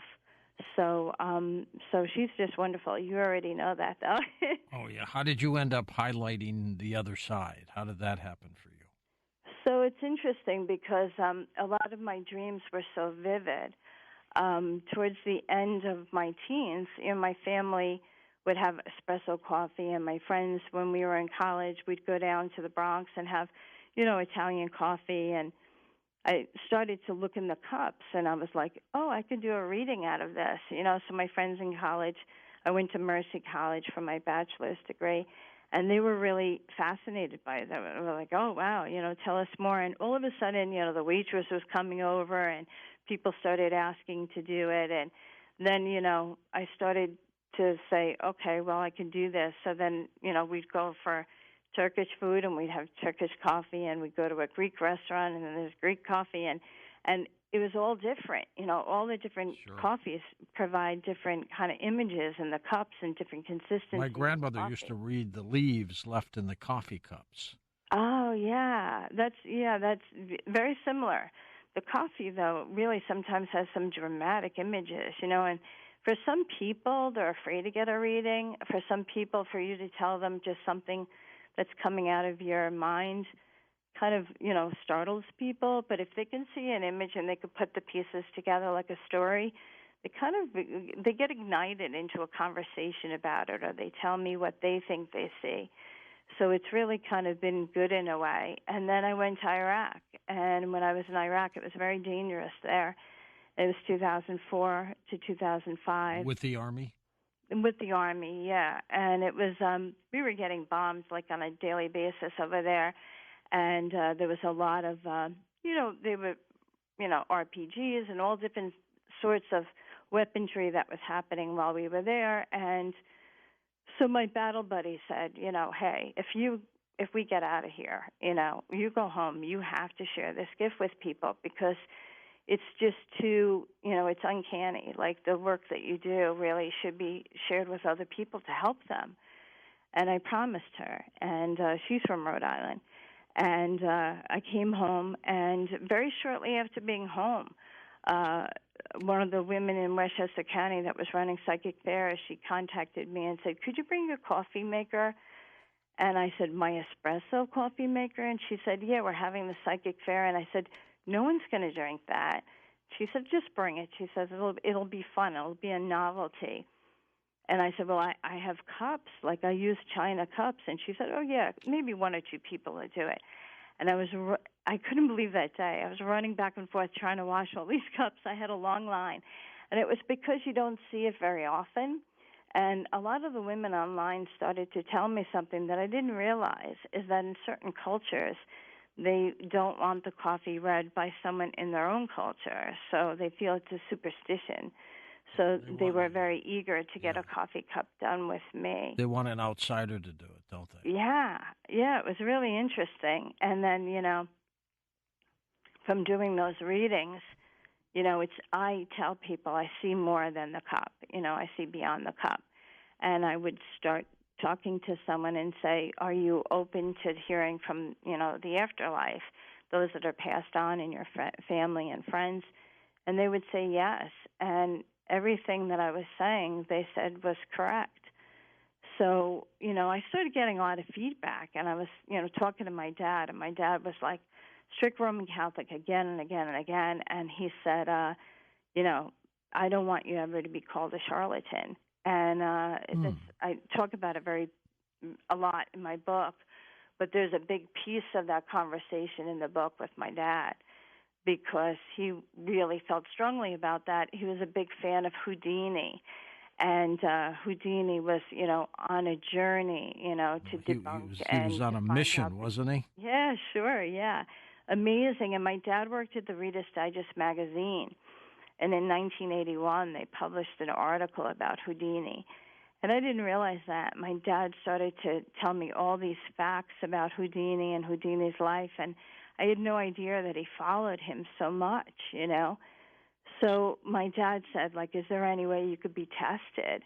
And I said that I had heard about Arthur Finley. And my dad said, well, if you can go, you should go, because you should really know if they think you can do this, not just, people in Westchester that are at a psychic fair. So I went over to Arthur Finley, and I worked with the British tutor, Simone Key, and she validated it. I actually was in the smallest class, 9 students, and I thought, geez, I'm just a beginner. It turned out it was the top class. And I came home and I said, Dad, they said that I can do this. And I became friends with Suzanne Northrup. I'm sure you know her very well. Mm-hmm. And she's one of the pioneers. She goes back many, many years ago. And she was doing a workshop at Omega. And in going to her workshop, she told me that she was certified through the Forever Family Foundation, and she encouraged me to try, to be certified there. And they're very strict. They have very high standards, and it's a wonderful organization, and it was started by Bob and Fran Ginsburg after their daughter passed away. Well, the book you have, and She Danced by the Light of the Moon, you got you got cats all around you. How come? I know, it's amazing, I know. So I got certified by Forever Family, and they were just recently, like you said, featured in a Netflix special. Why cats all around you? So cats are very, very healing. They're my favorite pet. I've had a few pets in my life. My current pet, she's very popular on social media. Her name is Meg Ryan. I got her during COVID. She was from a shelter. Her name is Meg Ryan? Meg Ryan. I know. I got her through a shelter because some family during COVID dropped her off. And it turns out they dropped her off because she wasn't well. She has a chronic illness. She has she has chronic pancreatitis for a cat. It's sometimes common in older cats, and so I took her and I made her well, and I continue to make her well every day. That's good. But cats are very healing. My best friend Cookie, she was living in Connecticut, and she and I dedicated ourselves to help her mother during hospice care. And the cat kept running in the room and sitting underneath the hospice bed. And, a few hours before her mom's condition was changing, the cat left the room. And that's when the family knew that it was probably coming closer to that time. And another wonderful story about how intuitive cats are is my cousin Tommy. He was a patient at the New Jersey VA, and he was going back and forth and getting radiation treatment. And he would come home and lay on his couch, and he'd call me on the phone. And one day he called me on the phone and said, I can't believe it. He goes, I thought it was just, like a fluke, he said. But every time I lay on this couch after radiation, the cat climbs up and lays right on where they give me radiation. And that was like one of my last great conversations with him, because he used to always tease me and say, oh, yeah, okay, what do you see now, Kath? He was like a healthy skeptic, So cats really are very intuitive. There's a long history of cats, as you know, with, They can see the other side, can't they? They can. I know. They're amazing. And my cat is really amazing. So I wanted to incorporate them on this particular cover. The cover, the artwork was done by Squidino, and he's actually a very well-known artist in the music business.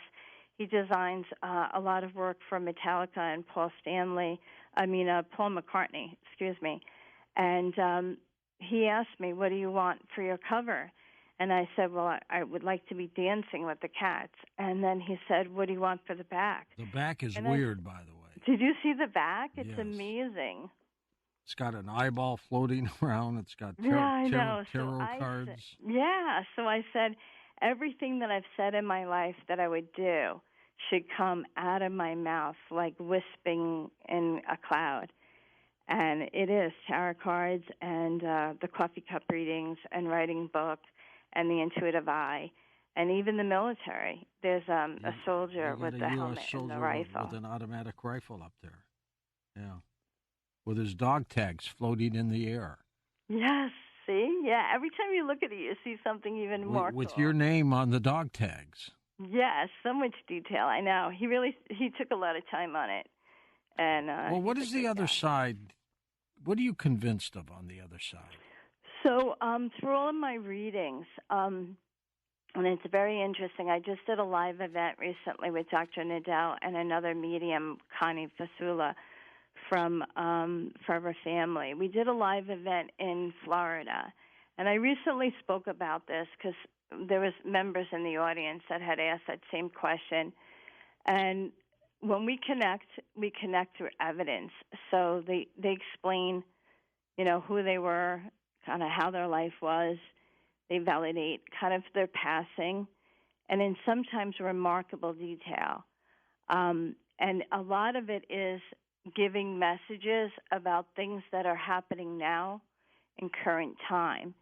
And that piece to me is so important as a medium because it relays the information that our loved ones are not sitting around in an unknown space, but they still have vision on how our lives are going and how we're doing, and they know that we miss them.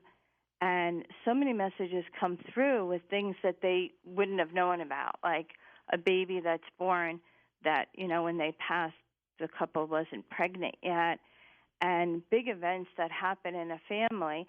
But also, they'll be very specific, George, and they'll say, someone passed recently, or that person passed before me, or this person met me on the other side. And it's interesting when I relay the information to the families because they do validate that, and they do say, my mom passed before my dad. They validate that piece. And sometimes they'll give me, because I'm clairvoyant, they'll stretch. It looks like they're taking like a piece of gum and stretching it out for me. And it means that there's a long period of time between the mother and the father's passing. And for me, that's a decade or more. And I did a reading about a week or two ago when that was actually shown, and they validated that was true. And it was actually like 15 years between the person's mother and father passing. And that's kind of detailed in a way, but it's also important because in that span of time between the two parents passing, a lot happened in the family. A lot of changes happened in the family that somehow impacted the person I was reading, life now. Catherine, when we come back, I want to talk about your work at some paranormal houses, including the Lizzie Borden house. Remember that saying, Lizzie Borden took an axe, gave her mother 40 whacks. When she saw what she had done, she gave her father 41. We'll take calls next hour with Catherine Nadal as we talk about the paranormal. She wants a question from you. She's a psychic medium, so you know what direction we're going to take it. And welcome back to Coast. George Norrie with Catherine Nadal. Catherine, you get asked to visit certain paranormal spots, don't you? I do, yeah. Why? Some people actually know me. So people in New York City know me, and people in upstate New York know me. And it's interesting because there's a few, I started doing paranormal stuff at the Chance, which is a rock and roll club in Poughkeepsie, and it's been around probably for 30 or 40 years. And they were filming a reality TV show called Between a Rock and a Hard Place. And the first part of the reality show was the club, bands coming and staff and, fights that would break out or whatever, just part of the whole reality part of it. But they had a TV producer by the name of Daniel Bucci, and he asked for a psychic medium to come to the Chance and to do the second part of it was that it's haunted. So I went down to the basement, and they started rolling the film. And Dan Bucci still has all this film, but we went to the basement, and I started saying things, and they gave me one of their bouncers to kind of escort around. And I said, that brick wall, there's a wall behind that wall. And they said, what does that mean? And I said, there's a wall behind that wall. And they said, what is that? I said, like a portal, like there's a wall behind that wall. And the bouncer said, I believe her. And he went out of the room and came back in, and he had like a bag of tools, and he took a sledgehammer, and everyone cleared out of the way. And he literally broke some of the bricks away, and there's the wall behind the wall, exactly like I said. And they were like astonished, and the filming and all this stuff.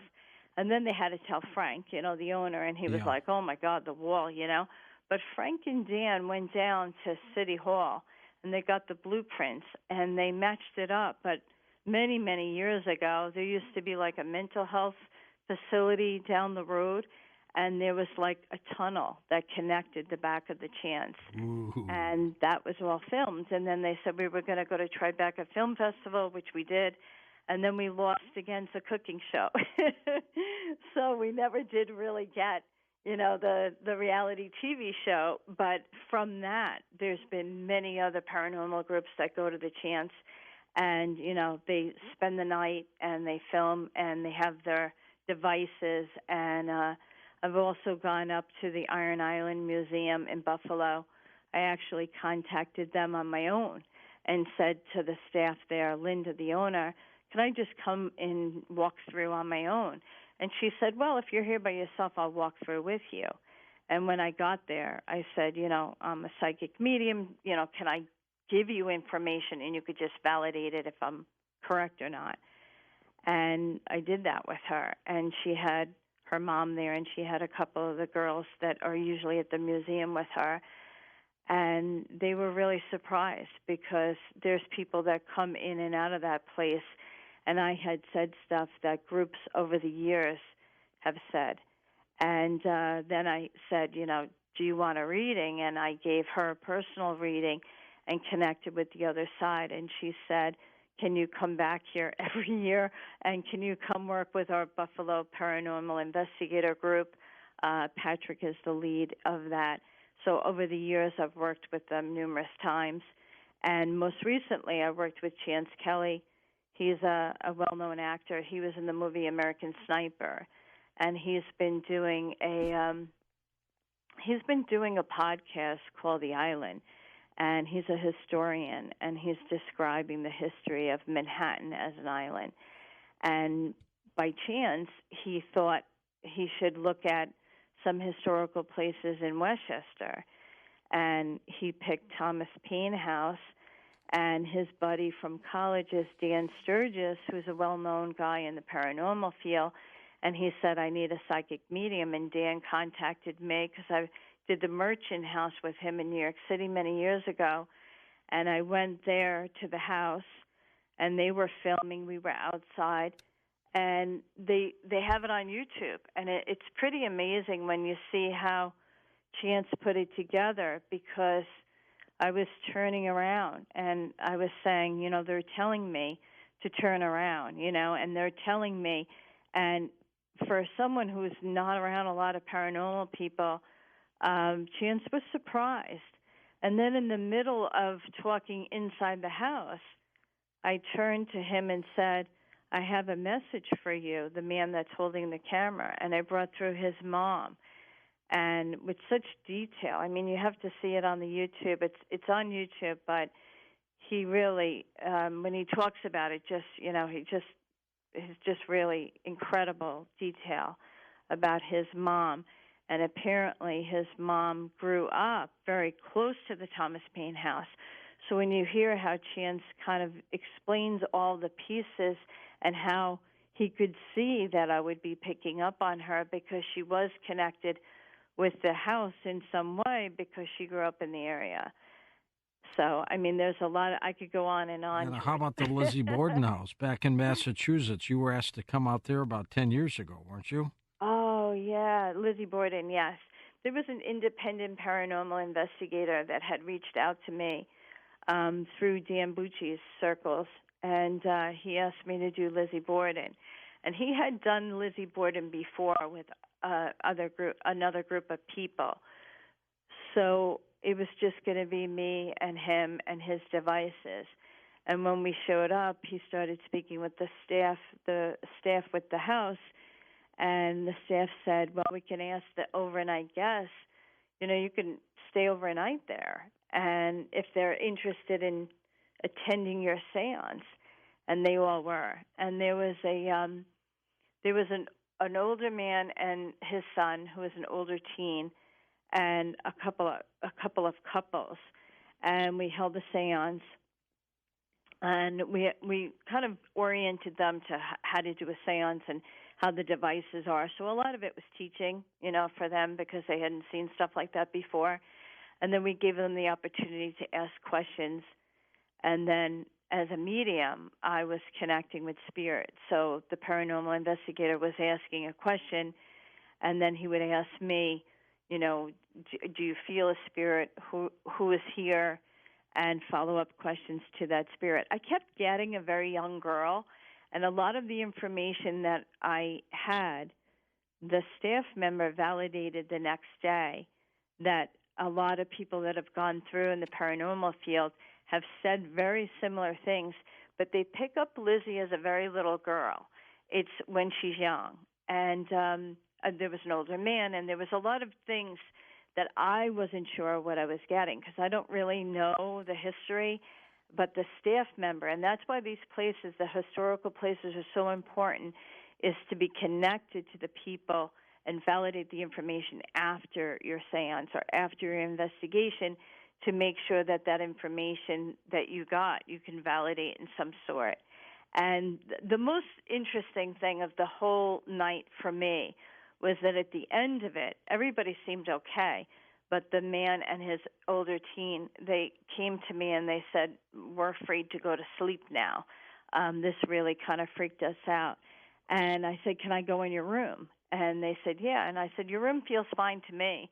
And they still didn't really feel convinced by that. So I said, take your shoes and cross your shoes, one shoe over the other. So they demonstrated it. And I said, yeah, now leave that. So when you go into bed, you'll just sleep and your shoes will be crossed. And they said, what does that mean? And I said, well, there's a folklore that, spirits don't cross over the crossed shoes, to scare you. And they did it. And in the morning, they had like a whole breakfast thing. And the father grabbed my arm and he said, we never slept so well. Thank you for that, So either they believed it or they didn't, but they were able to sleep that night with their, sneakers crossed over each other. Catherine, do you come across evil on any of your traverses? To be honest, George, I have to say that I understand what evil is, and I felt it. Working in a combat zone, I was very sensitive to certain areas that I went to, that I had, I physically feel things that don't feel right to me. I get a very strange feeling in my stomach. I get a very strange feeling in my feet. So I have been places where I don't have validated proof that something bad happened there, but my physical body feels that something bad happened there. And I can say that I was in Iraq for sure, and I felt that more than once. And in current, in daily life, I have met people, human beings, that have done some very bad things. And there's actually like a field of energy around them. And sometimes you're in a crowd. I mean, I go down to Manhattan all the time. You could be in Times Square, anywhere. If you walk past someone like me, I could feel when someone is not a good person. And it's hard to explain to someone that's never felt that. Right. But it's a clear knowing. It's a knowing that person either has done something bad or has bad intention. And in paranormal experiences, I feel in places where something really bad happened, and a lot of times it's mixed with other things. So at the chance, I was at the bottom of the basement, and I went right to the corner of this room, and I was going on and on and on about a fire. And some of the people there didn't know what I was talking about, but some of the people there did know what I was talking about. And many, many years before, they had a destructive fire, and it was in that corner of the building that I was referencing, and Dan Bucci validated that for me. So sometimes when I pick up a very bad feeling, it's bad because of elements that have been involved, like either destruction, like if it was a disaster that occurred there, or if it was like a fire where lives could have been taken. It's kind of a mixed feeling for me. I don't know if that's clear. Does that make sense, George? It does. Have you ever been scared? Yes. Even you? Been scared. Even I've you? been scared on a paranormal investigation because of a feeling. But I also, even when I'm preparing, to do something in a room, or if I go in and I'm doing a demonstration, spirit can kind of like touch my hair. I could feel someone's hand on my shoulder, or I could feel like someone kind of almost brushing my hair. Like a breeze and that or something? sometimes happens in a reading. Does it feel like a breeze? Yes, a breeze. Yeah. It's interesting because sometimes the breeze is cold. Sometimes the breeze feels warm. And the warm breeze feels because it's coming with a different emotion tied to it. So it's not so scary. But the scary stuff has happened a few times on investigations. So, and I've been with other people, that I say, did you hear that, or did you feel that? And they did. Not everyone on an investigation. And if you watch the Thomas Paine video, and that's why it's so important, there was a sound that happened in the beginning of that video, and I heard it, and another person heard it. But, Dan didn't hear it and whatever. And it's kind of interesting because you could hear it. It sounds like a Civil War drum, like one of those marching drums. And it's so distinctive. But on the tape, you can hear me say, did you hear that? And then people are validating if they heard things or not. We're going to come back in a moment and take calls with Catherine Nadal. She needs just a general question. Can it be on anything, Catherine? No, I don't need anything. No. Their question. Can it be anything? Oh, yeah. Well, I mean, I don't predict death. I absolutely do not predict death. And I don't do a lot of medical stuff, only for the fact that I'm a registered nurse in more than one state. But if I'm connecting with spirit, I will explain if they show me how their passing was. But if they should move or have a relationship or something, sure. Those are all good. What is your specialty? My specialty? Yeah. What are you good at? I don't know. I mean, the feedback is both. I actually offer a combination reading for people that don't know what they want. Some people might have one or two questions about their career, but they really miss, their parents or something. So I do a combination reading. So I do a little bit of both. I really enjoy talking about people's futures, but I also validate their past because it's important, because when you do a psychic reading, if someone asks you a question about their future, if you go back and talk about something that already happened and you validate that, then they will believe in what the future stuff, that it will come true or it could come true, because you've validated something about their life that you may not have already known. I've got your website as dreamcentralstation.com. Is that correct? Correct. All right, and a couple of the books include Seeing More Than Clouds in Your Coffee. That came out about 2012. And then And She Danced by the Light of the Moon. How did you get that title? It's interesting because I had a pillow, and the pillow was of a witch on a Halloween scene with cats dancing. And I said, wow, I love this pillow, but I really would like it in a frame. So one of my friends cut the pillow, and she framed it for me. And I had it in my office, doing my readings and stuff. And I would look up and just look at that, how cleverly she took the pillow and made it a frame. And then when I was talking to Tony Squidino, and I said, I'd like this cover to be done to match somewhat of what the pillow looks like. And he said, well, what does the frame look like? And I sent it to him. And the title of the pillow said, And They Danced by the Light of the Moon. Which is the name of a great song, too. But we're going to come back and take readings with you. The psychic medium, Catherine Nadal, with us. We're going to take some readings, some chats about the other side when we come back on Coast to Coast AM. And welcome back, Catherine Nadal, with us as we jump with your phone calls, as we talk about the other side. Why does sage seem to scare away spirits? It's interesting. We use sage a lot. I use sage a lot. And one of the things that I often offer is sage for your living spaces. Either you're moving in or you're moving out, that kind of thing. But there's a protective element with sage. And it's used for protection. And we use other things. We use salt for protection. There's a lot of things that we use.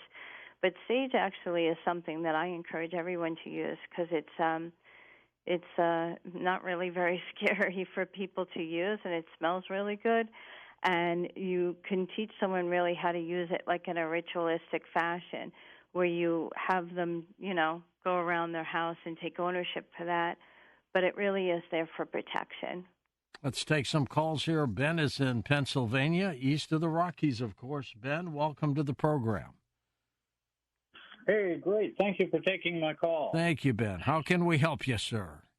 I was told once in a vision that I would die in an explosion, and I wonder if that's still on the cards for me or have things changed? Well, Catherine, that's an interesting one. Yeah, that's very interesting. So, Ben, I don't predict death, but I don't believe that will happen to you, and that is, I don't know if you believe in past life, but if you look at your connections in your life and the people that you have met in your life and the places you have gone, I think that would be interesting for you to see why someone told you that they thought you would die in an explosion, because I don't see that happening for you. I think doing a past life regression for someone like you, they may have been picking up something that happened to you in a past life, but I don't see that happening for you. What did they say specifically, Ben? Just a vision came to me, and this very intelligent person that I know said, you will die in an explosion. But I know that things change due to different things happening in the world. Well, Catherine's kind of given you the seal of approval, so things will be fine. Yes. Now, if you had seen something bad, would you have told him? I don't. Yeah, it's there's certain ways that I will relay a warning, but I don't predict death, because I actually, George, came home from Iraq, and someone said, "Oh, let's go get a tea leaf reading," and I thought, "Oh, that's interesting. I don't read tea leaves, so let's do it." And the woman looked me straight in the eye, and she said, "Your father has 6 months to live," and it was 2006. And I took him to church every Sunday and the diner and food shopping, and I did everything I could. And those 6 months passed, and that was in 2006, and my dad died in 2016. So I don't do any of that, and you get my drift, right? I do. Just 10 years later, so yeah, no. Okay, thanks. Let's go west of the Rockies. Eric's in Nevada City, California. Welcome to the show. Eric, go ahead. How you doing, George? Wonderful. I was wondering if it'd be okay if I ask a couple of quick questions. Sure. Okay, Colonel, if I may call you that, thank you very much for your service. George, thank you for your service. Thank you. Things have been bad for me for quite some time. It seems like I take 10 steps forward and get knocked 20 back, getting busted up. And I'm starting to get old, and the pain and stuff's taking its toll on me. And now I live up here 25 miles out of town, and my car's broke down.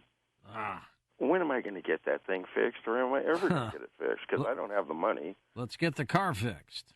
What's wrong with it, by the way, Bill? I have no idea. I'm no mechanic, and I know if you're no mechanic, you don't mess with something. Just won't turn over? No, it'll start, but it's acting like it's missing. Some say, well, it could be the fuel pump. Others are saying it could be the fuel filter. And what kind of car is it? And it's getting to where I've had help. Don't take me wrong, but my asking for help's starting to wear kind of thin because, it's hard times and everybody's hurting. So. What kind of car is it? It's a 93 4Runner. It's been an excellent car up to this point, but I just, living on disability, there's no money to keep up on the maintenance with it, just none. And, I barely get by as it is. I really don't have a life. I have an existence, and I would like to know if, maybe that's going to change sometimes, or if I'm just stuck with this for the rest of my life. What do you think, Catherine? Yeah, so I keep picking up on a man that that lives in town. And there's a man, actually, that used to be a mechanic, but he's also retired, or he's also not working now. And I just feel like if you get to that man, he can do it like as an exchange or something. I still feel like you're going to hang on to this car, but there's somebody in town that either worked at a mechanic or had a mechanic place that can do something for you. Because I don't see you switching the car out, and I don't see the car not running. So I just feel like you need to connect with that man. Do you know who I'm talking about? I think so. Do you see him being an ex-Marine?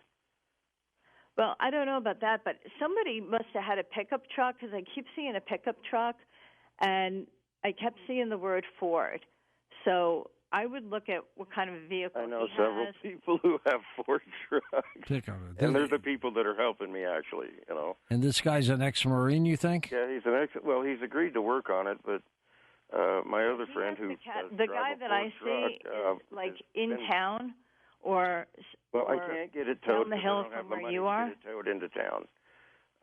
But my friend's been saying, well, look, I'm going to bring my flatbed up and we'll get it on that and I'll take it down. But he is so busy, he's trying to make a living for him and his family, and he's had the same trouble I have with back taxes and stuff. And all I can say is thank God for the HUD grants.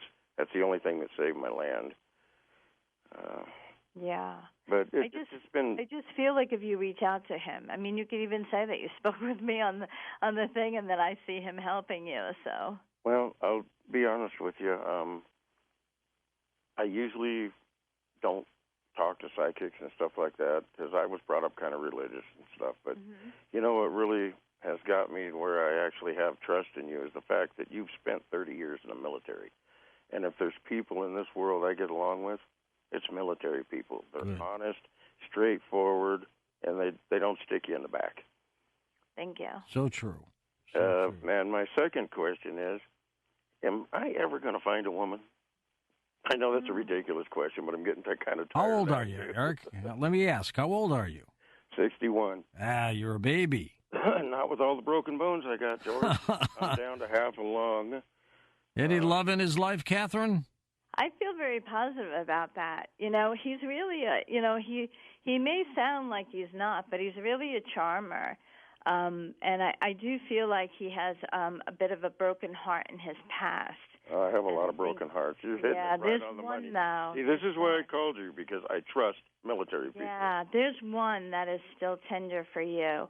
And I feel like every time you want to move forward, you think back, and it's like you have one foot in the future and one foot in the past. Well, to be quite honest, that piece feels very scare tender. the hell out of me because it's gone bad so many times. This is what I see happening for Eric, Catherine, and you, Eric.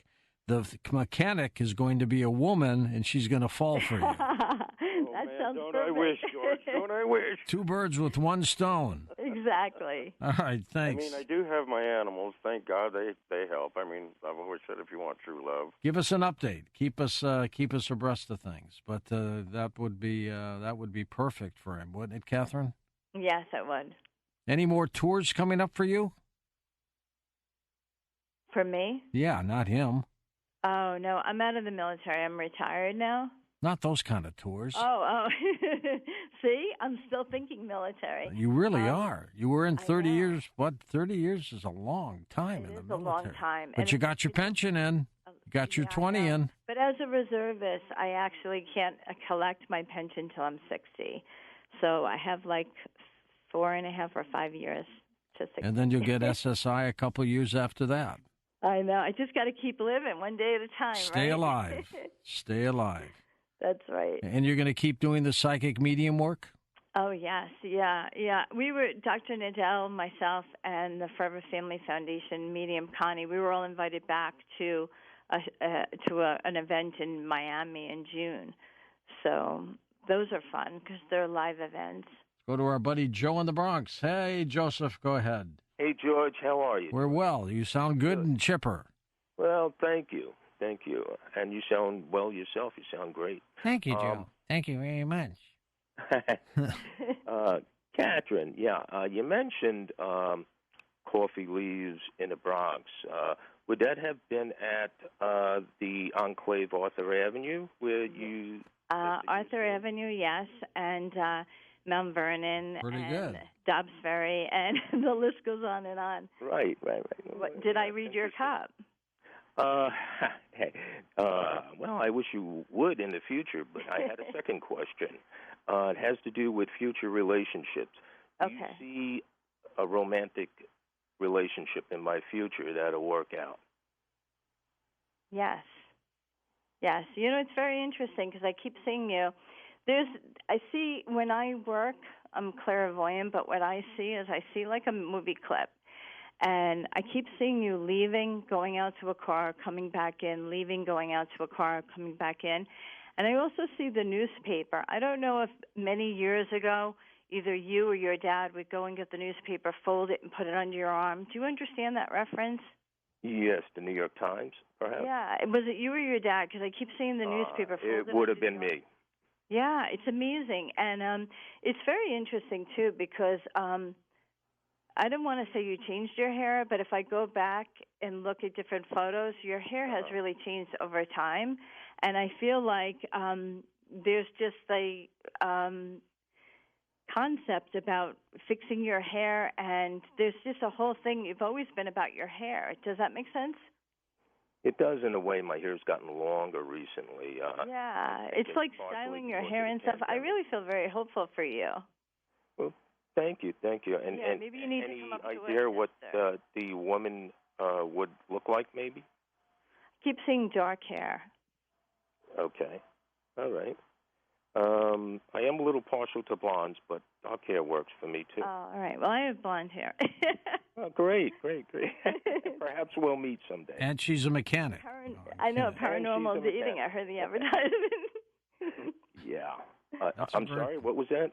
ParanormalDate.com, Joe. Oh, yeah. I have to utilize that option, too. Give it a try, kid. All right. Thank you very much, Catherine. Thank you. Take care, Joe. Catherine, did you ever see the movie It's a Wonderful Life with Jimmy Stewart and Donna Reed? Yes, I saw it like 24 hours this past Christmas. It was on constantly. In that movie, she sings a song to Jimmy Stewart. Buffalo Bill, won't you come out tonight? Come out tonight. Come out tonight. Buffalo Bill, won't you come out tonight and dance by the light of the moon? Oh, that's where that's from. That's Yes. amazing. That's where the title is from. Now, how did you get the title?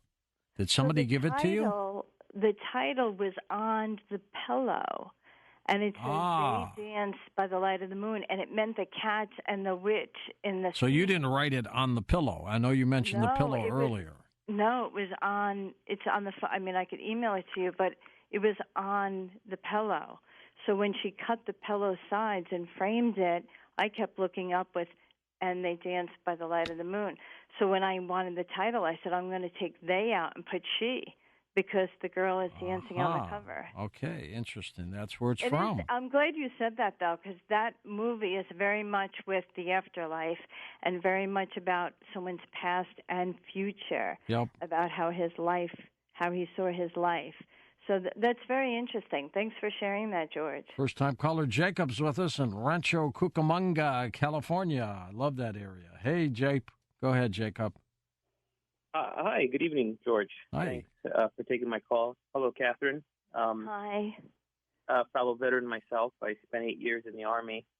Thank you for your service. Thank you as well. Did 2 tours to Afghanistan. Thank you. I kind of think that's where a lot of my issues came from with my last tour. I experienced things that would probably fill an entire show. PTSD, Jacob? I beg your pardon? PTSD? No, when I got out, I was a sergeant, E5. But I mean, are you suffering PTSD? Oh, I'm sorry. Yeah, I was.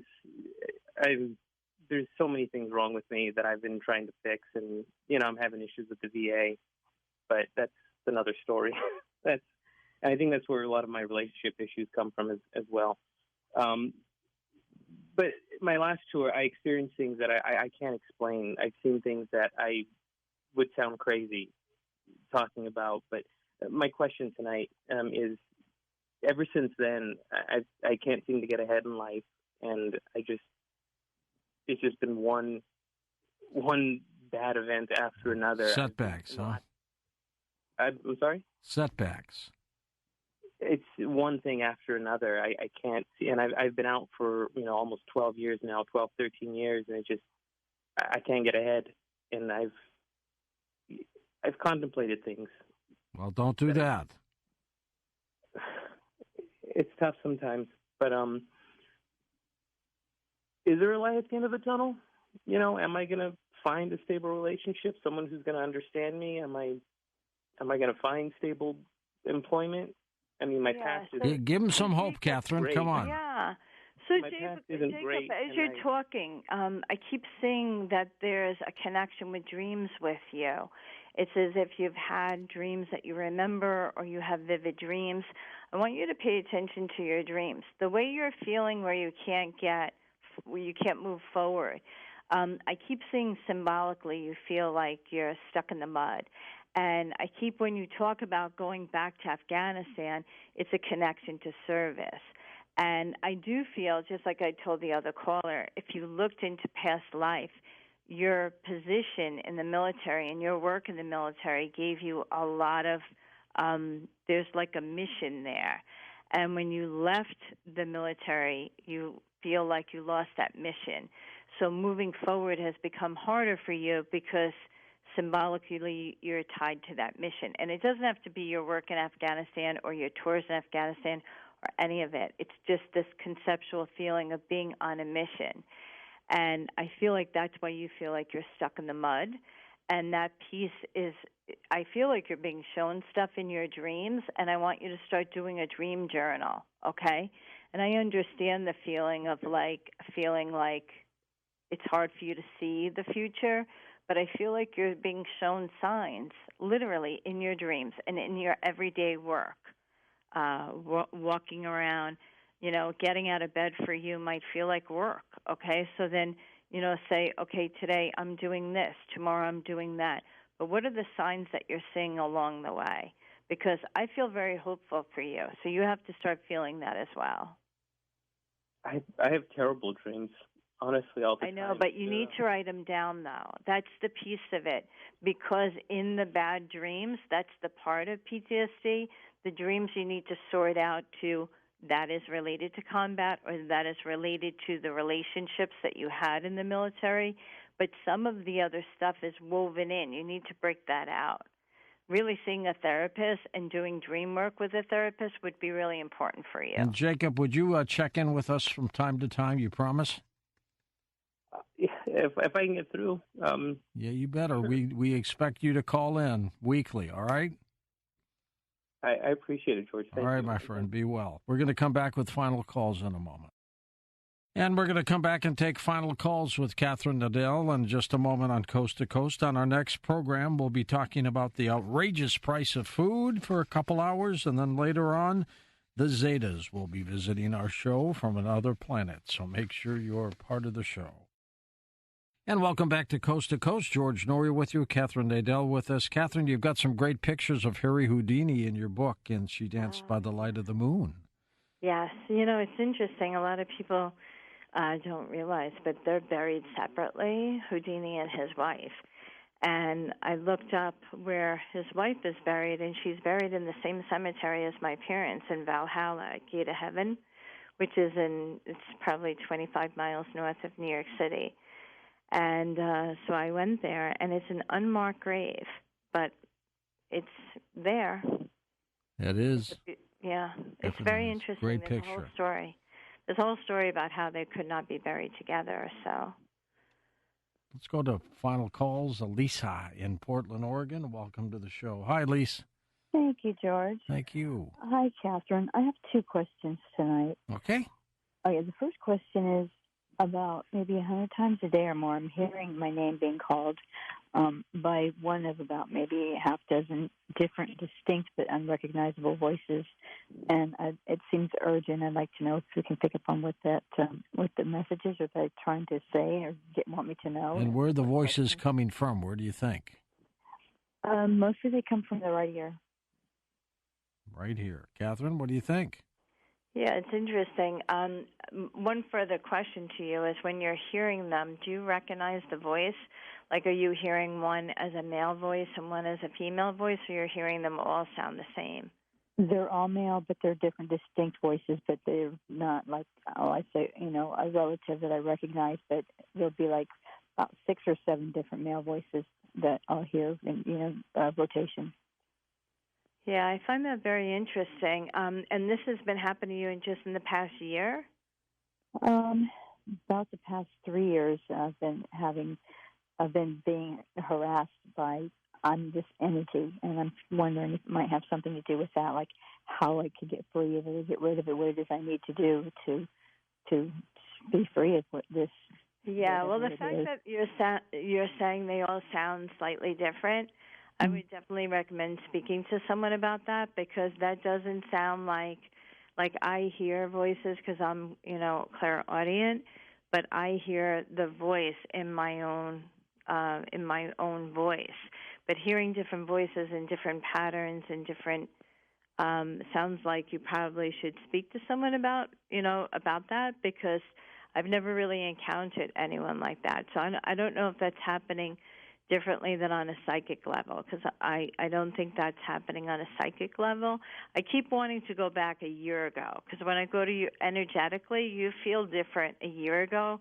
If you said it started 3 years ago, the past year for you has been really rough. Would you agree with that? Oh, definitely. I've moved 3 times because of it.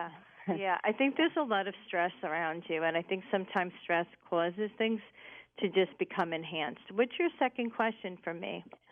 That was the second question, actually, about how to get rid of whatever this thing is. I thought it might be my spirit guides. Well, it's possible that it's spirit guides, but the fact that you're saying they're just calling your name and you're not getting any other messages, someone like you could be concerned because they're just saying your name and they're not following up with why they're calling your name. Catherine, what is the other side trying to convey with us? What do they want? So I think especially with family members, a lot of times people will have a visitation where they see a family member, literally see them in their room. I've spoken to families where they had a young teen pass away. They go in the bedroom and the dog is in the bedroom, and then they literally see like an apparition of their child, and it's transparent, and it's usually from the waist up. And then it goes away. Other people have told me that one man told me recently that his father passed away, and he was very involved because it was kind of an urgent, an unexpected urgent passing. And he was at the hospital, and that night he came home, and he couldn't believe, but he fell right to sleep. It must have been stress-induced because he was exhausted. And he woke up because he actually felt somebody sit on the bed. He felt like the cushions of the bed go down. And he said it was his father, and his father just told him one thing, thank you, like that, and then he left. But he felt the physical press of the comforter and the sheets go down. And he said, for a second, it was a fleeting feeling that he knew he was, like, physically gone again. But he said it was very comforting, and he wasn't afraid. And that's the piece of it, because when the afterlife communicates with us either through a dream or through, a visitation like that, the first thing I ask someone is, how did that make you feel? And 9 times out of 10, they feel relieved or they feel happy they had that experience. It's usually not scary. So our loved ones and our friends in the afterlife come around to say thank you, or they come around to see how we're doing. Our family and friends don't come around to scare us. So what's happening with Lisa is a little alarming because she's not getting more messages with that. It's more of a warning feeling to her, and that's very disconcerting. So I think she probably needs to talk to someone about that. Let's go to Linda now in Illinois. Welcome to the program. Hi, Linda. George, I want to tell you how lucky you are to have Tommy. Tommy's a good guy. Yes, he is, and you're very fortunate to have him. I sure am. I've had him for 20-plus years. Well, he's a nice guy. I really like him. But anyhow, I have had sickness, and I've been to doctors, and they don't give me no answers. And I don't like where I live. I want to get out of here, and I don't have the money to go. And I just want to know, am I going to get over this sickness? Am I going to carry it with me till the day I die or what? I have no idea. And every time I look over at the clock to see what time it is, it'll say 3:33 or 11:11. It never changes when I look at it. Yeah. So I think it's interesting when I kind of move into you energetically, I keep getting very connected to your back. I keep feeling like I want to talk about your back, your spinal cord. So I don't know if a lot of your issues are in that region, but I feel very energetically, I just want to talk about your back or your spinal cord. The moving piece of it feels hard because I feel like your health is taking precedence to the moving piece of it.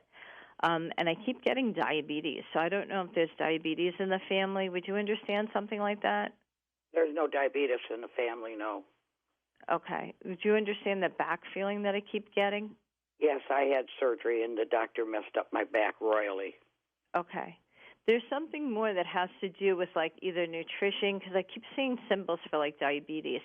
So you're struggling with, like, your diet right now or balancing your diet in some way? Because I keep getting, like, symbols that I would see for diabetes. Well, I don't eat good. Let's put it that way. Oh, okay. All right. I'm a terrible eater, Okay. Yeah, I would definitely continue with the doctors. I know it feels frustrating, but I really do feel more based towards getting, like, recent blood work. I think you need to have some more recent blood work because energetically it feels like there's an imbalance there.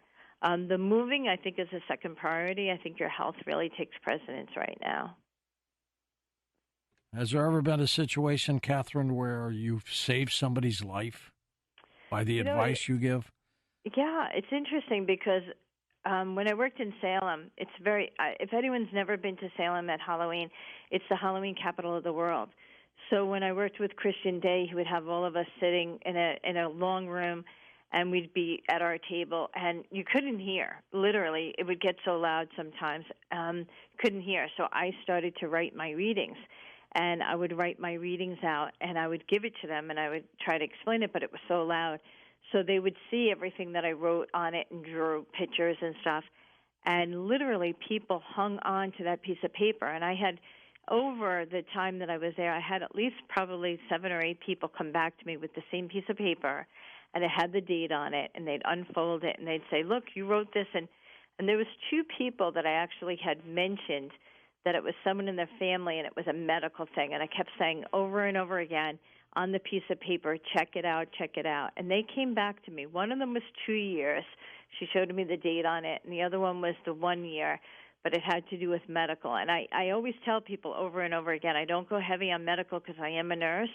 But if I get a message from Spirit that something needs to be checked out, And it happens all the time now. Even now I get emails when I'm doing a mediumship reading. Someone on the other side is talking about those here in the living. And if they mention that they see someone, with a doctor, recently I gave a reading and I said, your mother is talking about your brother going to the doctor. And she said, my brother hasn't been to the doctor in years. And she sent me an email and she said he was keeping it private, but he was seeing a doctor. And she was in shock. So that's the stuff that comes out, which I love in a mediumship reading, George, because it just proves that the other side continues to see how we're living our lives and what's going on. But the other side never tells us what to do. They'll be very much aware of what we're doing. But when people ask me, does my husband want me to sell the house, none of that stuff is really important anymore because it's just material things to them. Let's go to Lisa in Astoria, New York. Welcome to the program. Hi, Lisa. Hi, George and Catherine. Hi, Lisa. Hi. Well, a medium told me that my dad, who passed, it'll be 20 years ago in 2 months, and my new love, who passed about 7 months ago, that they're getting to know each other on the other side, and they like each other, and they're getting along well and everything. Perfect. And I was wondering if my brother, who passed, it'll be 13 years ago on Valentine's Day, if he's getting to know him as well, and if they like each other, because they have quite a few things in common, and I really thought that they would get along and everything. And I also wanted to know if my dad is reunited with his first wife, who died when she was in her 20s. Yes, it's interesting as you're speaking because I get information really rapidly, but I keep seeing a J initial, so someone in the family has a J, someone in the family also has an M. And your father or your brother, the two of them, they keep showing me cars, working on cars, or cars is a big thing. And they keep teasing you about your hair. I think it's your brother that's teasing you about your hair. You either changed your hair or you have like a different hairstyle. Do you understand that? Yeah. Okay, good. It's interesting, too, because I don't know if you moved since one of them has passed, but you don't live where you used to live. Do you understand that? Yes, from when my dad passed. I don't live in the same All right, place. Good. Yeah, it's a totally different. Yeah, it's like a different area because he's like showing it to me that you moved, and where you were. It's interesting too. I don't know if you have trouble sleeping, but he keeps showing me putting your head on the pillow, like you need to get better sleep. He's very protective of you. Would you understand that? My dad? Yeah. Oh, my dad, yeah. Yeah, very protective of you. He's very safety conscious. He's showing me symbols like if he was around, he would have been like, make sure you lock the door, make sure that you turn the stove off, like very safety conscious. Okay. And is he reunited with his first wife who died young? And she died 11 years before I was born to the day. Yeah. I always see them all together. I don't see that any of them would be separated. Time means nothing on the other side. So if they were connected here in life, they would be connected there. And I've sat with other mediums like I recently, about a couple of months ago, was talking to George Anderson, and he was saying even when he meets with clients, if you have if you're divorced, and the divorced family will, be collecting on the other side too. So even though some people say, I don't necessarily want to talk to the divorce side, but they will connect because they're connected to you. So the families connect when you go for a reading because they connect with you. Does that make sense? Great. Catherine, we are out of time. I want you to stay in touch with us. Good luck with the books. Good luck with what you do, okay? Oh, it was a pleasure. It was such a pleasure, and it's an honor to speak with you. I'm a big fan for many years. Well, thank you very much. A couple of the books, Seen More Than Clouds in Your Coffee. That came out in 2012, still available, and She Danced by the Light of the Moon. For Adam Thompson, Dan Galante, Tom Danheiser, Lisa Lyon, Lex Lonehood, Sean Ladouceur, Stephanie Smith, Chris Burrows, Tim Binnall, George Knapp, and Ian Punnett, I'm George Norrie, somewhere out there on Coast to Coast AM. We'll see you on our next edition. Until then, be safe, everyone.